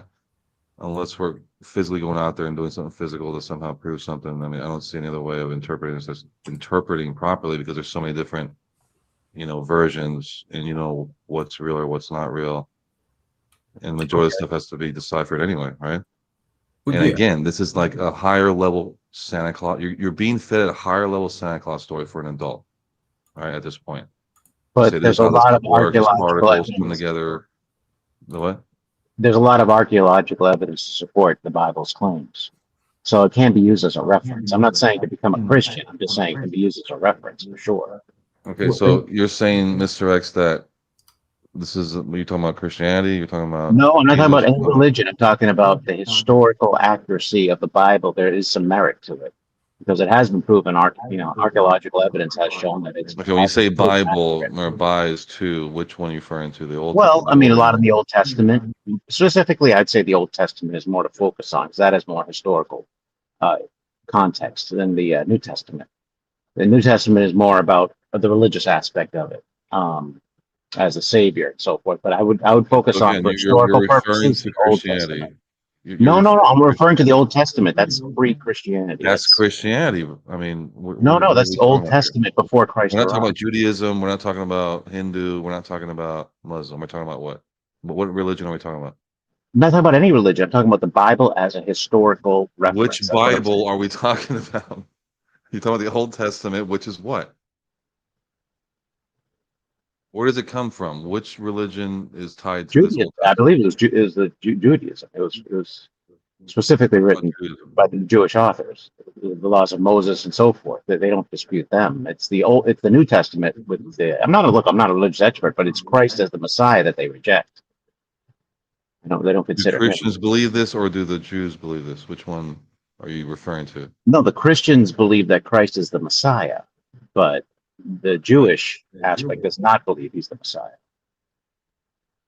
Correct. So you're specifically talking about, because you just said Jewish. I thought you were talking about the Christian Old No, Testament. I'm just talking about the historical context of the Bible, these ancient civilizations, what occurred, and so forth as Because a when people say reference. Bible, it's like, what are you referring to? I'm referring to specifically the Old Testament and the historical facts of it. That's all I'm looking at. And I'm asking you, who's this? Where does the Old Testament come from? Which religion? And you're not sure because you're tying in Jewish with It's Judaism. Christianity. It's more Judaism at that point, the Old Testament. Okay, so do you So believe that there is a there's chosen two one? separate things here, Scribe. You got to look at the historical accuracy, and then there's the other issue of Jesus being the Messiah. Those are two completely Well, separate I issues. understand that, and the fact you said Jesus be the Messiah is already you're already conforming to a particular group of that. Which I'm saying, which group are we talking about? Are we talking about the Jewish group, or are we talking about the Christian group? I'm not talking about either group. I'm just talking about the historical claims made by the Old Testament. That's all I'm talking about. The historical claims about certain civilizations that existed, certain cultures. They archaeologically they have proven that these things did exist. The Hittites, for example, or the Canaanites, and so forth. These groups did exist. Historically, it's accurate. The war between the Israel and the Palestinian and the Philistines I at mean, that time. anyone can write a history book on past Right, but events. it's been proven. It's Is been there any proven. divine words in there that make it No, true? we're not talking about divinity. That's where you're getting it confused. You're getting it confused with the religious aspect. I'm just talking strictly the historical accounts. That's it. That's all I'm talking about. But The that doesn't really history. give any validity to you're saying that that leads to you believing there is a God and No, he no, no. somehow had Separate any issue. yeah, he Separate somehow issue. Do the Hittites exist? The group called the Hittites actually exist in real life? Because a long time ago they thought it was mythology, that they never existed, but then they found out that this group actually did exist.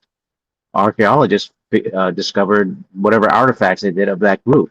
That's what I'm talking about. That's it. I'm not talking about the divinity. and now I'm you're not getting a talking little about bit any of deeper that. now. Jake, sorry, Jake. I saw you backstage, but I just pulled him on. I don't know if he's there. Jake, Mhm. what's going on? Oh, yeah. I guess he'll mute after, but Hey, what's going on, Scribe bro? MD, Mr. X, how's it going? Good, good. What's going on, Jake? Not much. I just saw, just tuned in and I Actually, I was saw, going to ask Jake if because Mr. X is referring to the Old Testament because he said Bible, so it means two. Which one's referring to? Which group of people believe in that book? sorry, would you say which group of people believe in the book? What group? What religion believes in that book? You know, that book to be the Word of God. Believes in the Bible you're talking about? Yeah.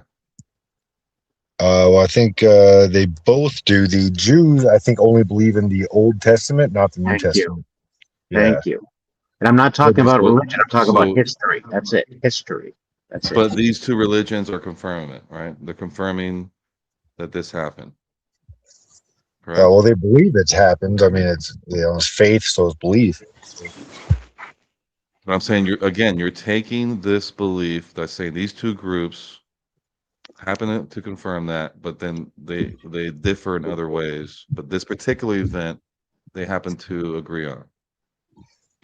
Well, there's a lot of events in the Old Testament, but they both, say there's historical accounts proving it's true, and there's been historians that have, confirmed a lot of these facts and things like that. So again, I'm Or like newer the in shroud studying of this kind of whatever, what's thing. it called? The blood of Christ, or do you believe that? No, no, we're not talking about that. We're talking about historical facts of societies and cultures that existed within the Bible. Okay, so you're saying that you agree with the flood evidence that they have right now. I agree with the flood. Yeah, I think there's a lot of scientific evidence to Oh, support the flood. I believe in the flood not because the Bible said it, though. I believe in the flood because I watched a documentary on the Great Mud Flood, and there are tons of buildings with the first, So, 1 so to 5 Jake, so stories so are couldn't covered I in mud. take certain truths and kind of mix it all together to make it seem like, okay, these events happen, come join me. If you don't join me, that's it. You know, if you worship another god or whatever, because that's basically Oh my the whole goodness, no! situation. And then the other side, they're saying they're the chosen ones. So you got to pick one of these sides, right? You're conflating everything, Scribe. Yeah, yeah, Religious and No, I'm one, saying, history. what if they knew these truths and they just repackage it like they always do? You know, 9/11 Commission, everything else that we know did not happen. They repackage it and they do it like they always do and tell you, yeah. okay, here's No, this I is get what what's you're going saying. on, right? They're conflating some truths and adding some other things in there. And yeah, honestly, I'm still newer to Christianity. Only, been studying for about 8 months or so. And I know that there are a lot of things that are proven, but it's going to take more research for me to confirm these things. And I go more off. I've been studying conspiracy theories or alternative knowledge for I don't know about 2 decades now, and so almost maybe a decade and a half. And so a lot of things I believe are things that documentaries I've watched and things like that. And in the Bible, there are historical facts that were proven, but I'm not going to say everything in the Bible is true. I mean, I don't even know the whole Bible yet. I mean, the historical facts is such a lacking thing. That's like anyone can keep track of historical facts. What else in there makes you believe that this is where it all came from? That Well, yeah. So this the one's biggest correct. thing, Everyone else yeah, is wrong. These two guys over here are correct. yeah. I don't know about that. About everyone else is wrong because I think there are some truths in all religions. But one of the things, the biggest selling point for the Bible is all the miracles that Jesus supposedly performed. But I haven't done a lot of research and to see if there's proof. I mean, there's been accounts written down, but the thing is, like, there were historians during that time, but Jesus never wrote anything down, and so I'm still studying that part. But if there was a God and he became flesh, and then he performed a ton of miracles, to me, I mean, that would be proof. Like not just like one miracle. Oh, one time he did this. Like supposedly he was performing miracles like pretty much every day, and he was doing like things that were pretty crazy. That would be classified as miracles. So that is what kind of basically what they're banking on, to prove that God, that there is a God and he came here. But was he a God? Was he just one of the many aliens that, there's lots of different deities and stuff that are worshipped around the world? So that's a question that I have personally that I still need to do more research on. And was he an actual person? Because Jordan Maxwell and some of these guys made a good point as far as how these religions supposedly, do not like astrology. That's a no, don't be looking into that. But yet, when you look at all these religions, they're all based off some astrological, planet. So when you look at Christianity, that goes all the way back to Ra from Egypt. Before that, Sumeria, and it's all what's known as sun worship, and the walking on water is the sun reflected on water. It's the sun, not the Jesus sun, but the sun, literally the sun above your head, is what they're referring to. And on Christmas, that's when it's 25th. That's when it hits the lowest point. It dies for 3 days, resurrects on the third Yeah, day. I learned a lot of that Yeah. stuff on Zeitgeist, which I saw, I don't know, several years ago when that movie came out. And they make a really good point for saying what they were referring to. Yeah. And supposedly before Christians, came up with these things, it was actually pagans. It's the same story. Born from a virgin mother, Yep. resurrecting on the third day. All this stuff. It's the same story over and over. So we're Also, talking apparently Hinduism, we're Odin. talking Mithra. Yeah, we're Yeah, talking yeah. all the way Paganism. from Ra all the way up to now. Yeah, Right? yeah. And the Jewish, Paganism referred to Odin, who was, on a cross, crucified, stabbed by a spear. Then that same story, is now Jesus. And then, like you said, even before, like Ra, like the Sumerians, Egyptians, things like that, believed in a very similar story too. So was this just a repackaged story with some details changed? That is a very good question. One thing that I know is a fact, and that all Christians actually acknowledge and recognize this, or Christian scholars, is that Christmas is a pagan holiday, and they just changed it to a Christian holiday. Jesus was not born in the dead of winter because there were sheep outside; they weren't like inside in the barn. So there are some pagan traditions that did you just know that's a flat Earth transfer over reference, to Jake? The Christianity. Christmas tree. Do you know what that represents? No. So basically, it's representing the North Pole. So you're taking the tree, put in the North Pole, and all the little ball ornaments you put on it are the planetary, luminaries, the wandering stars going around. So it's basically letting this is, and the tree is the vortex that connects to the Earth, that causes this whole thing to spin. So it looks like a giant Christmas tree, basically. Yeah, I know, but Just I've the heard that ether the and Christmas tree actually had different origins in the pagan religion, but Pagans I say heard that they were raided, trees were chopped down, and they planted a tree, and that people worship the tree because they worship nature and paganism. So that's one story I've heard. The The story Old you just said I Testament haven't too. heard, but there are Christmas lots tree. of interpretations. Yeah, you can find the Christmas tree in the Old Testament too. They warn not to be like that. Actually, There's a book called Mushrooms and Mankind, and he posed a good question. He said, why do we put presents under the tree? And he linked it to Christmas trees, coniferous trees, birch, pine, cone trees, right? After thunder and lightning, the red and white mushrooms grow under the tree. The reindeer will dig these up. They'll find them even if they're under snow. And the first reindeer that digs it up, the red and white mushroom, gets the red part of the mushroom on its nose. Hence, possibly Rudolph the Red-Nosed Reindeer, the leader, the one that says, look, this is where it's at, right? Donner and Blitzen, I think, are names in German for thunder and lightning. After thunder and lightning is when they usually grow with the moisture under the coniferous pine trees.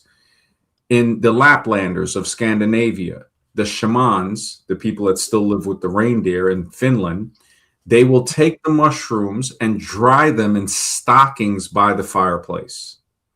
Now, we seem to cargo cult this and put presents under the tree, the placebo, the fake effect, right? If you were tripping on a hallucinogen and you looked at a pine tree, you might see it shimmering, even with lights appearing on it. So maybe the putting of lights on it is another placebo effect.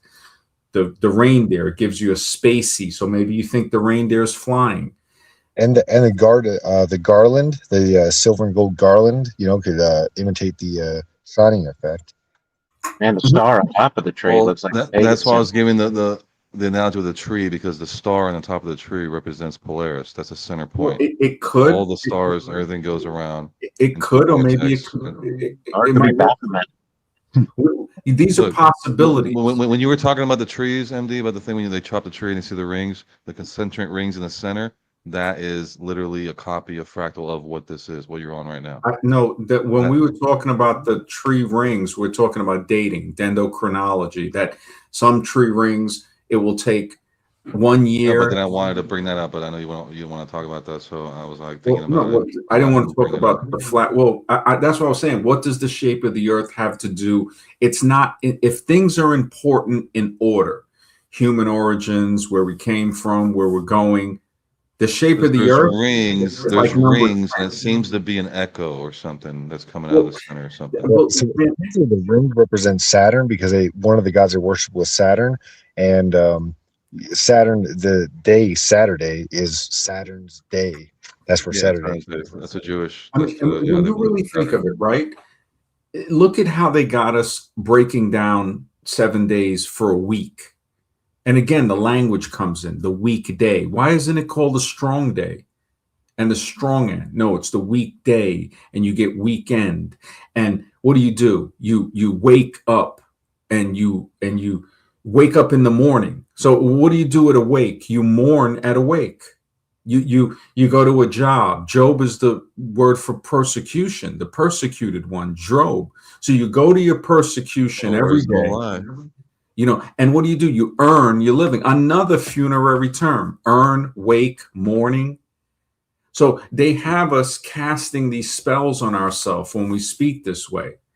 And again, it sounds almost unbelievable, but it's showing the evidence is there because of the language we use. But as far as Right, the but I mean, that is tower, so messed up. The well, fact they have to do that, I mean, the Tower of Babel, right? And I understand what Mr. X is saying in the Bible and stuff, right? Red Blur says, search this video on YouTube, Christmas and Santa, astrology, physiology, Jesus Christ, and the big secret. Yeah, definitely appreciate that, Red Blur.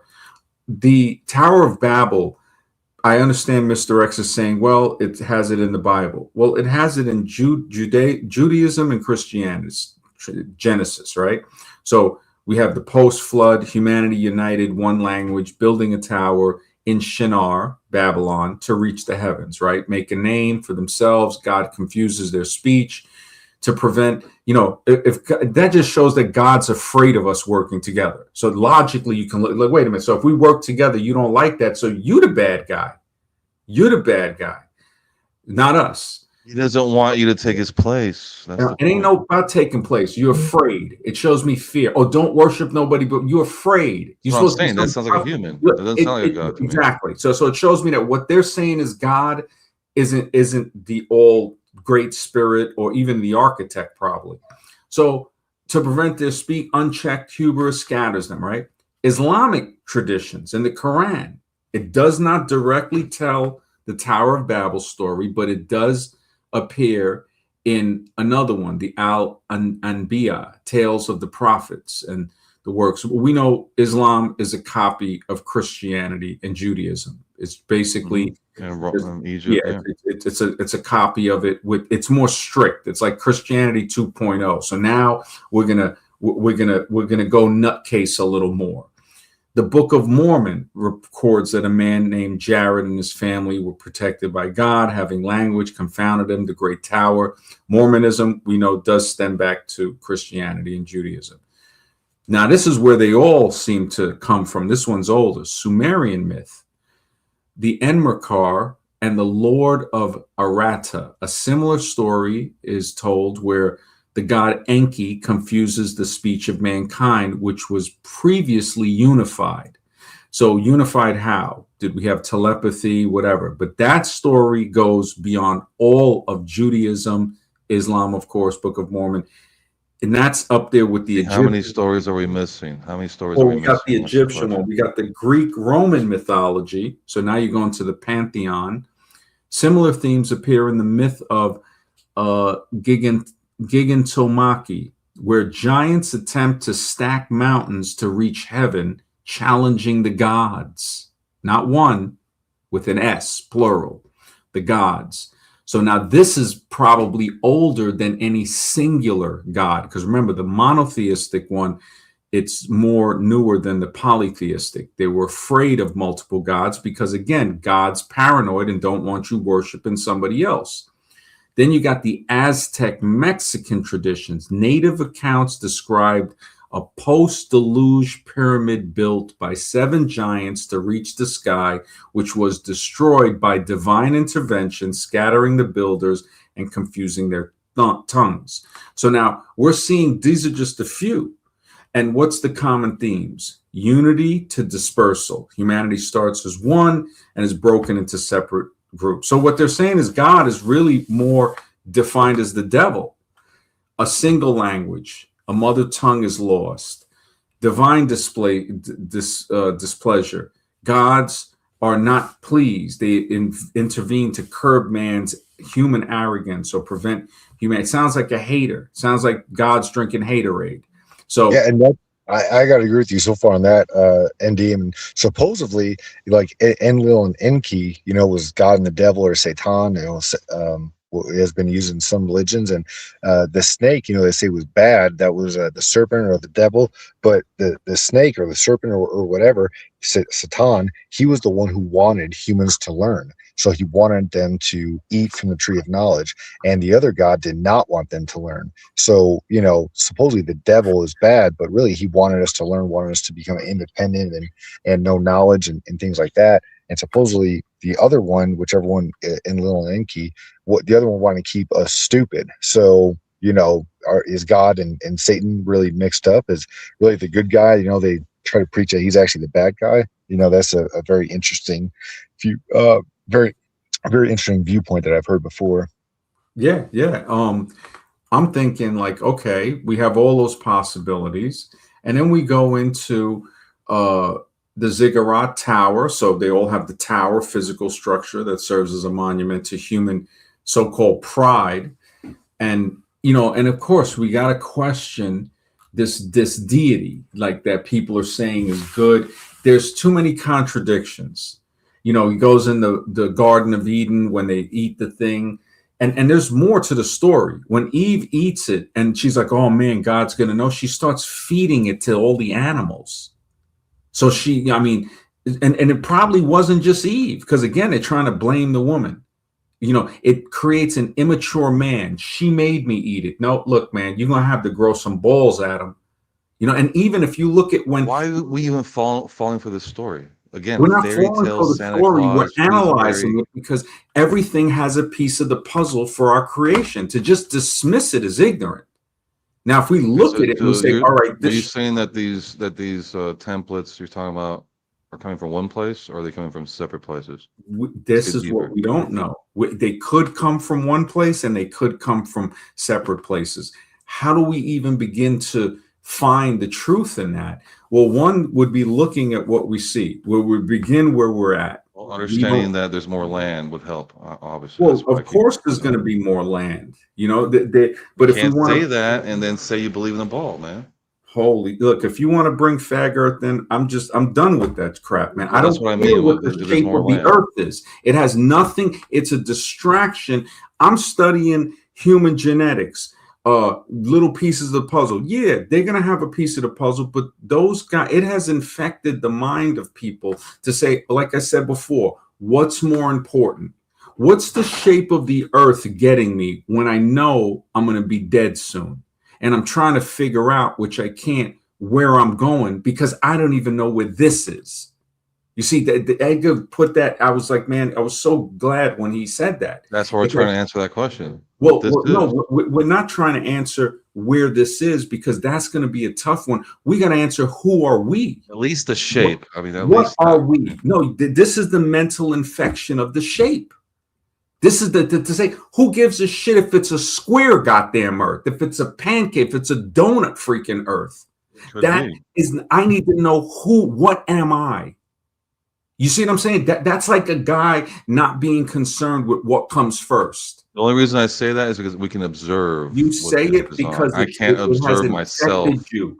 Eric No, Duguay, Bravo, all these by guys. understanding what I Man. live on, I can get more answers, is what I'm No, saying. you don't even know who you are or what you are. Wouldn't that be more important to know? What if your journey is to explore, do the Indiana What- Jones thing? What if that's the Without whole knowing point? what you are?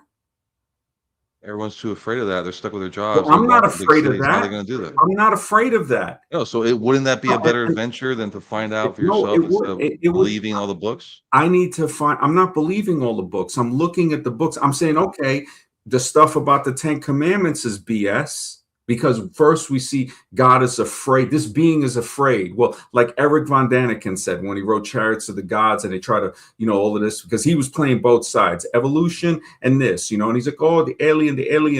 So they said, what about God? He goes, look, I never lost my faith in God. He goes, but my God doesn't need somebody to put a fence around a mountain so he can land on it. My God doesn't use a chariot to fly through the sky. And he answered the question very well. It's like the Native Americans know the difference between the creator and the great spirit. So they're telling you right there that whatever created the physical might not be what created the spiritual. And these could be two different things. The same way that they say, hey, what we do to the web of life, we do to ourselves. We're just a strand. And then the modern scientists, the evolutionists, the liars try to say, hey, you know what? If you do something to the environment, shoot, it comes back on you, but it also goes through to your grandchildren. What I believe is that this particular who cares what you believe? Sandbox. We're done with Are belief. you gonna, We're done. We're done. Why saying, would we go into? Remember what I said earlier? Belief suspends thinking. Well, I'm not going to say anything's true because truth is variable. Truth is variable, and you already know that. You can't get nowhere. You can't get nowhere when you're talking about stuff like it. Just doesn't work, man. It's a distraction. Don't you? I forgot what I was going to say. Good. Thank goodness, man. It's like because we're trying to make progress on human origins. Okay, we can bring in the story of Babylon. This is related to human origins, and you're fighting it. I was like, I don't understand. Do you not need opposition to get further? What is related in to your human studies? origins? The shape of the earth is related to human origins? No, it wasn't about that. It was about something else. It was about, I'm trying to remember. It'll hit me. Okay. Well, when we go into the whole thing about the human origin, like when I brought up the FOXP2 gene and the voice of man in my chapter 3, to say, when we look at this, language appeared suddenly, fully formed, sophisticated. So we know already evolution is a fairy tale. There's no half languages in the fossil record. How do you even see a language in a fossil record, right? There's no in-between babble. It's just an explosion of symbolic communication, ritual expression, and abstract thought, right? How did this happen, right? Was it really the beginning? Or was it a downgrade, like some religious books say? Language is a downgrade, that we didn't need to speak with verbal cues. We had telepathy. Another story. That's why they don't want you to know about Bigfoot. Oh, shit. Oh boy. But MD, you understand where I'm coming Because from, right? they have telepathy. Totally. If they found out, Yeah. I'm not telling you to believe in Jesus or Christianity or anything like that. No. Exactly. I'm just saying the historical accounts, because that can put pieces of the puzzles together, things that have been actually proven through science, through archaeological science. I'm only saying, look at the stuff that's been proven. That's all I'm saying. But do you understand, Mr. There's a lot of other references. Issue. But that's a separate issue. There's a lot of other historical references outside the Bible that. But we're not. I'm talking about what's been proven through archaeological science. I'm only saying, look at what's been proven, because that's it is an absolute fact. These things are absolute fact. What you're saying. I didn't say Christianity about being an absolute fact. I'm talking about the historical events are absolute facts, is what you're saying. What's been proven? What has been proven through science? They have found, like the Hittites, they actually exist. There was a colony or a civilization known as the Hittites. They have existed. That's been proven. That's all I'm talking about. That's it. As far as miracles go and divinity, that's a whole separate issue completely. And I'm not telling MD to believe in that at all. It's historical things. How does that differ from any other historical? What Mr. X is saying is that it's a historical fact in the Bible. We see it hinted at in some, not the Quran directly, but in what does it say? The Al-Anbiya, Tales of the Prophets. So in Islamic tradition, it talks about it, which is a copy of Christianity and Judaism. You know, same angels, Raphael, Michael, and all of that. But it's a different religion, right? It's just a stronger form of brainwashing where you can't leave. You know, it gets deadly. You leave, oh, they got to off you, right? Book of Mormon, we know that's Closet City right there, but they got clues. Sumerian myth and Egyptian myth with the Enki, Enlil, those are probably the oldest, and even Greek Roman, and then the Hindus. We got the fact that the Aztec Mexican type stuff got this stuff in it about a deluge, pyramids being built, 7 giants to read to. So they're talking about giants too, like the Book of Enoch. So we're saying, wait a second, people that had hieroglyphic writing, like the Aztecs, because those are hieroglyphs basically, and the Egyptians that have hieroglyphs, Greco-Roman, we're adding, Mr. X is adding a piece in by saying, hey, the Bible has that too. And good to see you, Azraroon. If you want to hop on, you know, it's always, he says, yeah, we had telepathy in the Satya Yuga, you know, so this is what X and I are doing is putting pieces together. It's not saying, he's not trying to baptize you. You know what I'm saying? It's not, we're thinking. We're thinking. This is what we're doing. What God is going to talk to you, first of all? Why would anything of that sort? And they want to say I don't it's a know. man.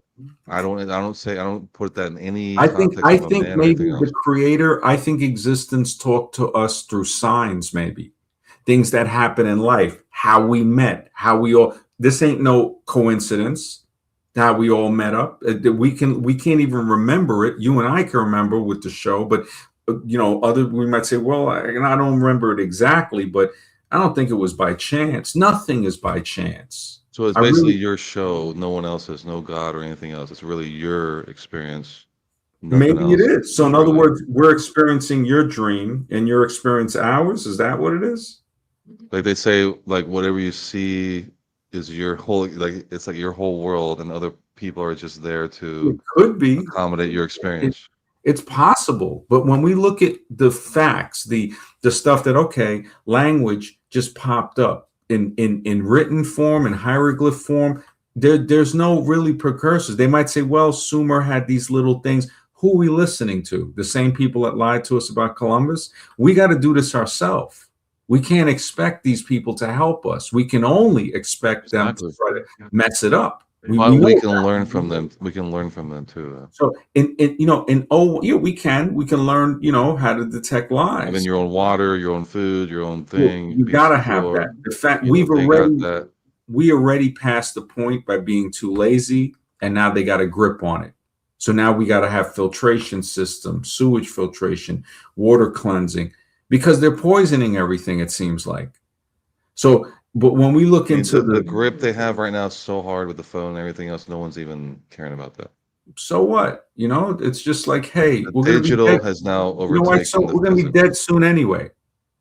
Well, we got 20, 30 years if we're lucky. Shit, I walk outside tomorrow, I could get killed. Who cares? I'm done with caring about that shit. I'm beyond fear. I didn't have fear when I entered the military. Why the hell should I have it now?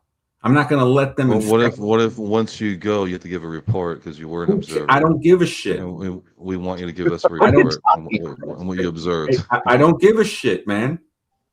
And that's the way I feel. You don't give a shit? You spent a lifetime in this shit. You're going to give a good report, right? Who cares? Who cares? I'm tired of God. Then what's the point of existing? God might just be another deadbeat dad, what their version of God is. I might be again. Why do you personify as a human? I don't even know what I am. See, you want all this other shit, the candy store, and I'm saying, look, man, we got to figure out what the hell we are. We might not even be the same type of beings. I think the physical is not so much important as the spiritual. Well, then stop worrying about the shape of the goddamn earth. Then, if the physical isn't, it all connects together, bro. Always go back. Oh man, and you know, then you got to bring up all this other stuff.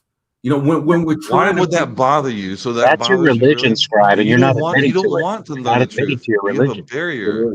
It The is. fact that you have a barrier there concerns me It's because not if a you're not barrier. maxed out, It's like that's a somebody barrier. working on something, and then you come in and say, and you come in and you change the I'm saying, channel. look, there's no limits to this. You can go all the way.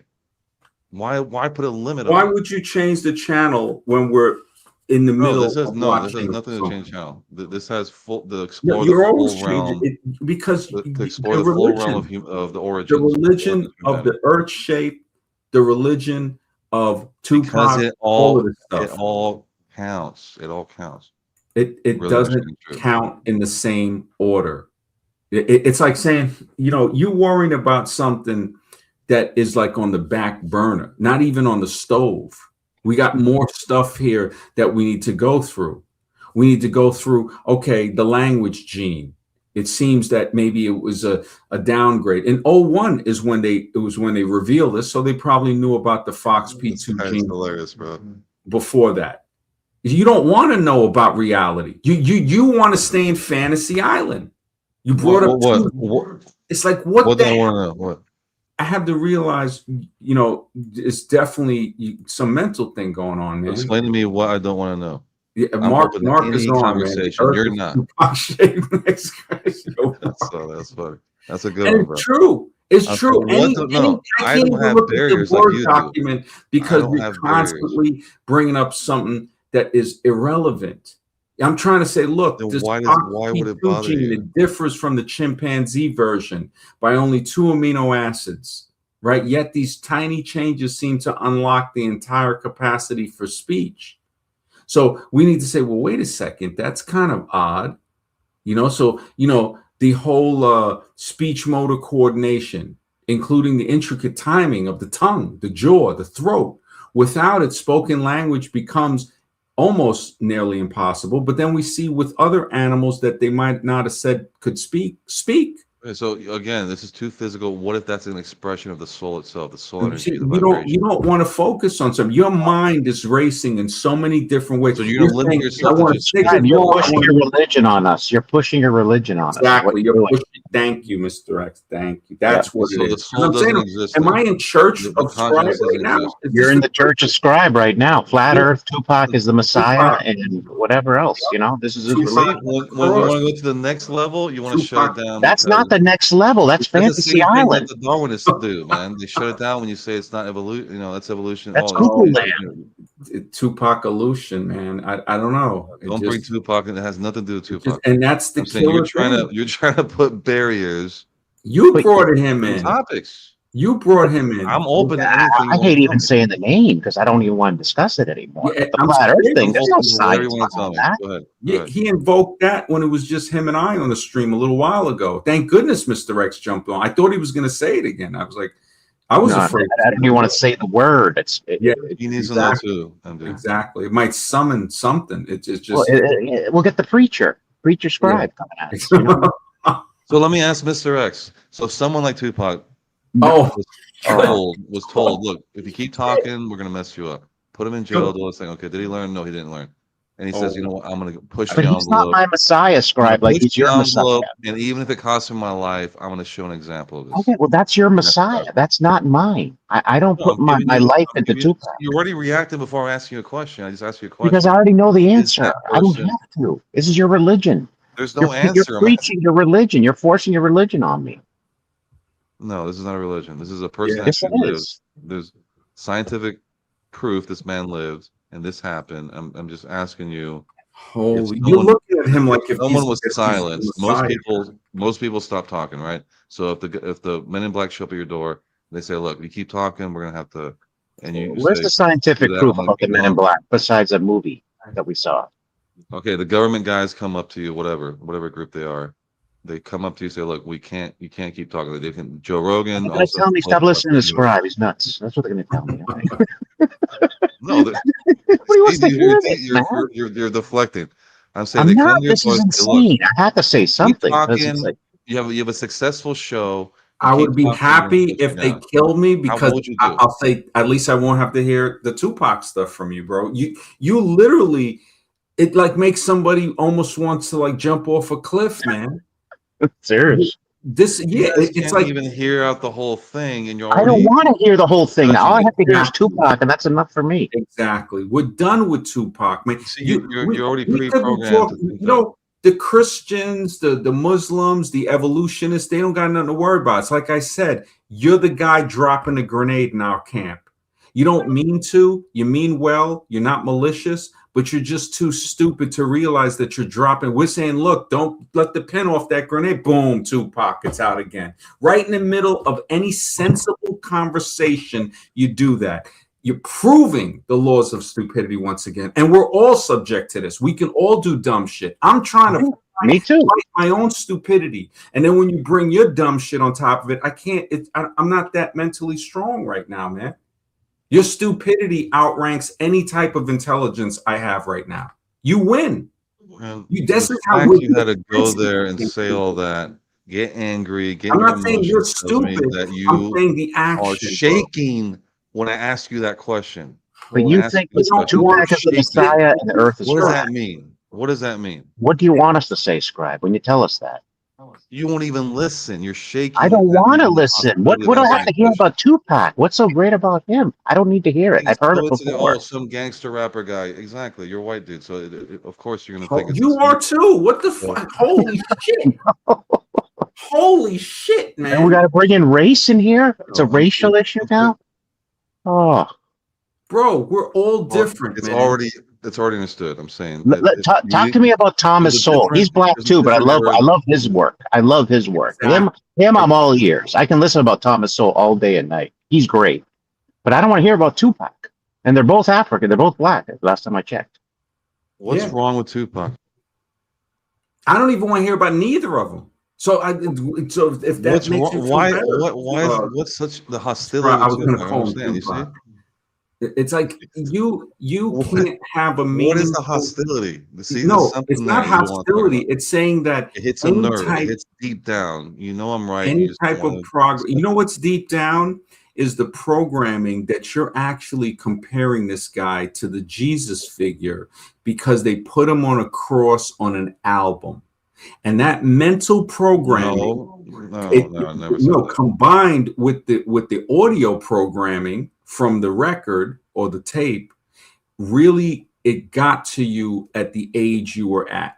So you were still a teenager or about to hit you. It hit you at a part where the brain was developing. And it somehow trauma So might have reenacting Jesus, that's that figure that goes beyond Jesus is bad.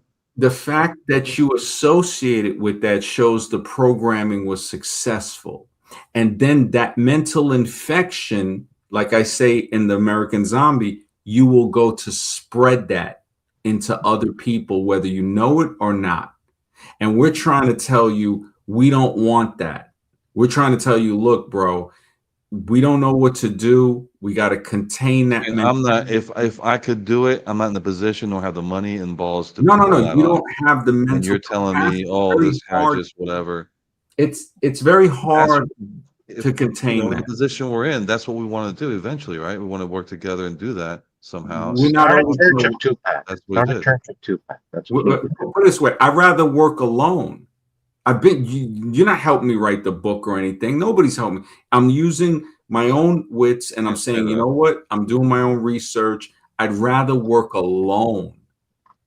I tell you, man, stupidity is a sociological thing. When X and I was talking about Bonhoeffer's theory of stupidity, it's not psychological as much as it is sociological. So in this group, you can spread that. By yourself, you ain't gonna be saying none of this.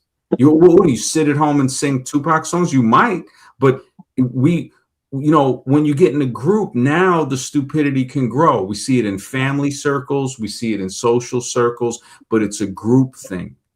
And I noticed this. I say, wow, family can keep you stupid in those circles. You got to try to get away from it. Friends can do the same damage. People you meet in society, sports arenas, stuff like that. You see how it's contagious, basically. And we don't want that contagion. And you keep spitting it out. And we're saying, okay, he doesn't understand.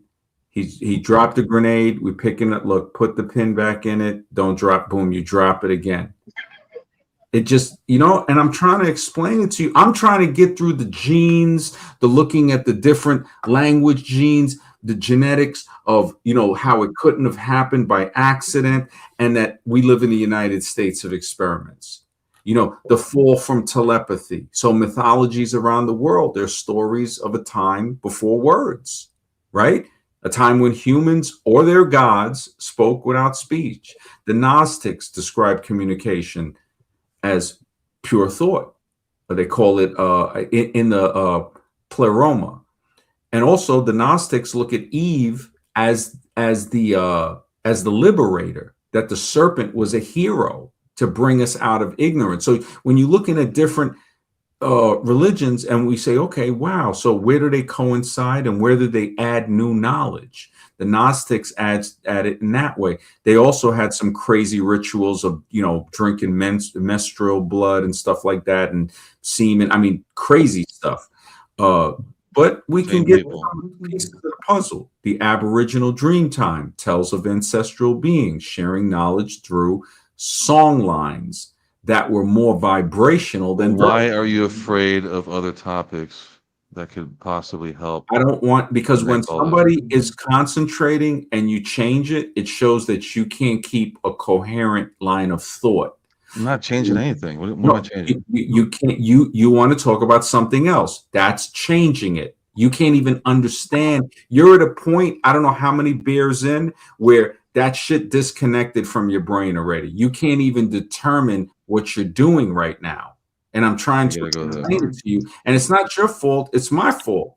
It's like trying to sit at a bar and talk. I'm not the one running away from I'm over here trying to go forward. Gnostics, Aboriginal Dreamtime, and in some Vedic and esoteric traditions, humans once communicated via the mind. And as Varun had put that in the chat, a certain let me go back to the window.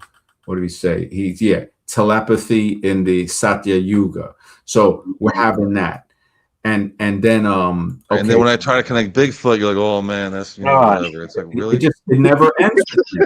It never ends. I'm talking about real shit. I don't want to hear about like, oh, man, talking about real shit, man. Big fat Bigfoot and Tupac doesn't cut it. I'm done with that. Why they don't want us to know about that. That's I'm trying Lucy, that's the Lucy thing you showed. What's next? Count Dracula? Lucy walks upright, so does Bigfoot. And that's how they're trying to lie to you. But we haven't proven Bigfoot. That's all. It's hypothetical. Until I'm not saying it doesn't exist, millions, but it's proven. If you want to look, it's there. If you don't want to, you think the media. What do you mean look? It's there. Where am I supposed to look at a movie? The president's going to tell you. You see what I'm saying? Where am I supposed to look, Scribe, to see Bigfoot? Where am I supposed to look? You gotta do your own research because they're not going to tell you it's real. That's the whole point. Okay, so somebody writes about Bigfoot in a book, I'm supposed to think it's real. Like Superman. Somebody says about Superman, I think Superman's real.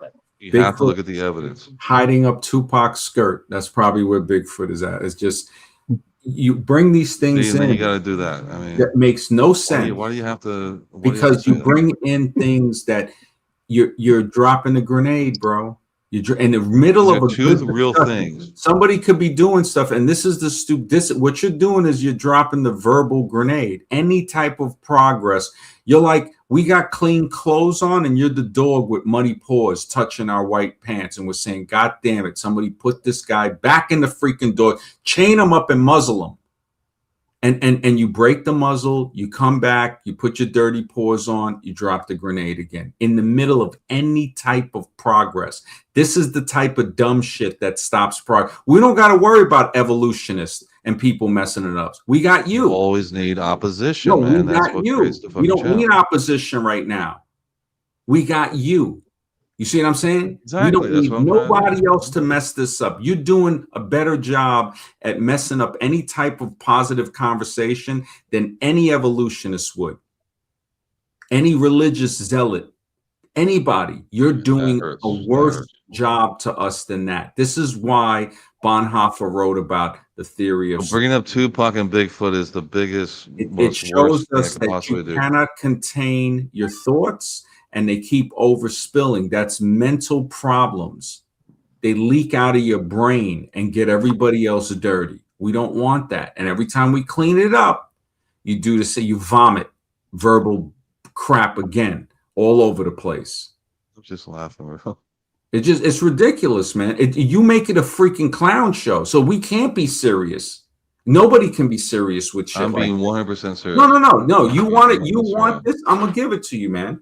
I'm gonna give it to you. Why though? What's You mean up? what? You won't even talk about the thing, man. What are you talking about? No, I'm not with the. If you want to joke around in a deep conversation, right? It's embarrassing, I'm man. not joking around at all. Well, then that's even more embarrassing. It's like And maybe you're not somebody understanding because you're over talking and somebody you're might not be like, listening. you know So what? yeah. I was going to take you guys seriously, but then I started hearing this guy talk about all of this stuff, and it's like, there's nothing I can really say. There's The nothing. second I This bring up is Tupac or why whatever, I have the you book already done. get like that. Because the one good thing I know is that it's just me writing it.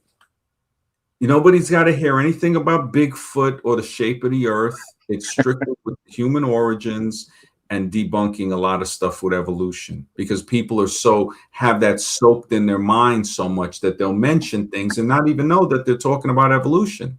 That's how that seeps into the mind. The caveman, the Neanderthal, that doesn't exist. It's either human or ape. Ain't no Neanderthal.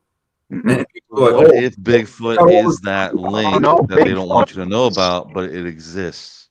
We What don't about have that? So you're to. telling me You that's know, not going to help with the origins of humanity? no, Really? No, it's not. Because if they're But part human, no, it's that not. is going to give us a lot of insight. Nope. Knowing about different parts of the genome, knowing about the Fox P2 gene for vocalization, and then that matches up with something saying that man maybe didn't have to speak at a time, like where something was broken and they were forced to speak out loud. So when we think about mental communication, psychic powers exist. Dr. Dean Radin is one of the few guys that does research on that. And he says they try to make the question, they don't even want to listen to it when you bring up Well, I anything. can tell you Les Stroud had that experience where I was telling you about that he couldn't talk about it. The producer told him, do not mention that. He had an episode where he was camping by himself and then he had the telepathy thing. And he's like, if you want to know, who we are, Yes. are you ready and all that? He's like, no, I'm not ready. But it hit him. He got scared. He's like, whoa, I've never had that before. And this thing was talking to him, via telepathy. And he just Yes. freaked out. He was like, Bigfoot, right? you know who else believed it was the CIA, Project Stargate. They believed in it too. They put funding into it. They believed it so much. yeah, remote viewing is the next level. I mean, you do remote viewing, you're basically astral traveling to a location. It's already been proven. It's solved several murder cases that it was a dead case, cold case. Certain key locations, spine, whatever, in other countries, thousands of miles away, they're able to easily, identify if it has nukes or whatever it is. I mean, it's letting you know that, yeah, we have these powers, but like MD was saying earlier, they're not, you're not allowing yourself to give permission to unlock those powers or even understand you even have those powers. That's the thing. Well, I think School it and involves everything else astral projection. keeps it dormant. It involves astral projection. That's one thing the Egyptians practiced was astral projection, and I think that's how they accomplished Yeah, it. so remote viewing is a form of that, definitely. Yeah. I mean, I was just having fun, MD. I don't, you don't get all mad, whatever. It's cool, bro. I mean, I understand. I'm ready to go to Full bed, man. It's support. 1:30 in the morning. You guys can stay on. I know it's only 12:30 by you, but yeah. I mean, and Jake, I don't know, I feel you might be sleeping. I fell asleep. Yeah, but that's It's cool. all good because I'm at work, so I'm in and out.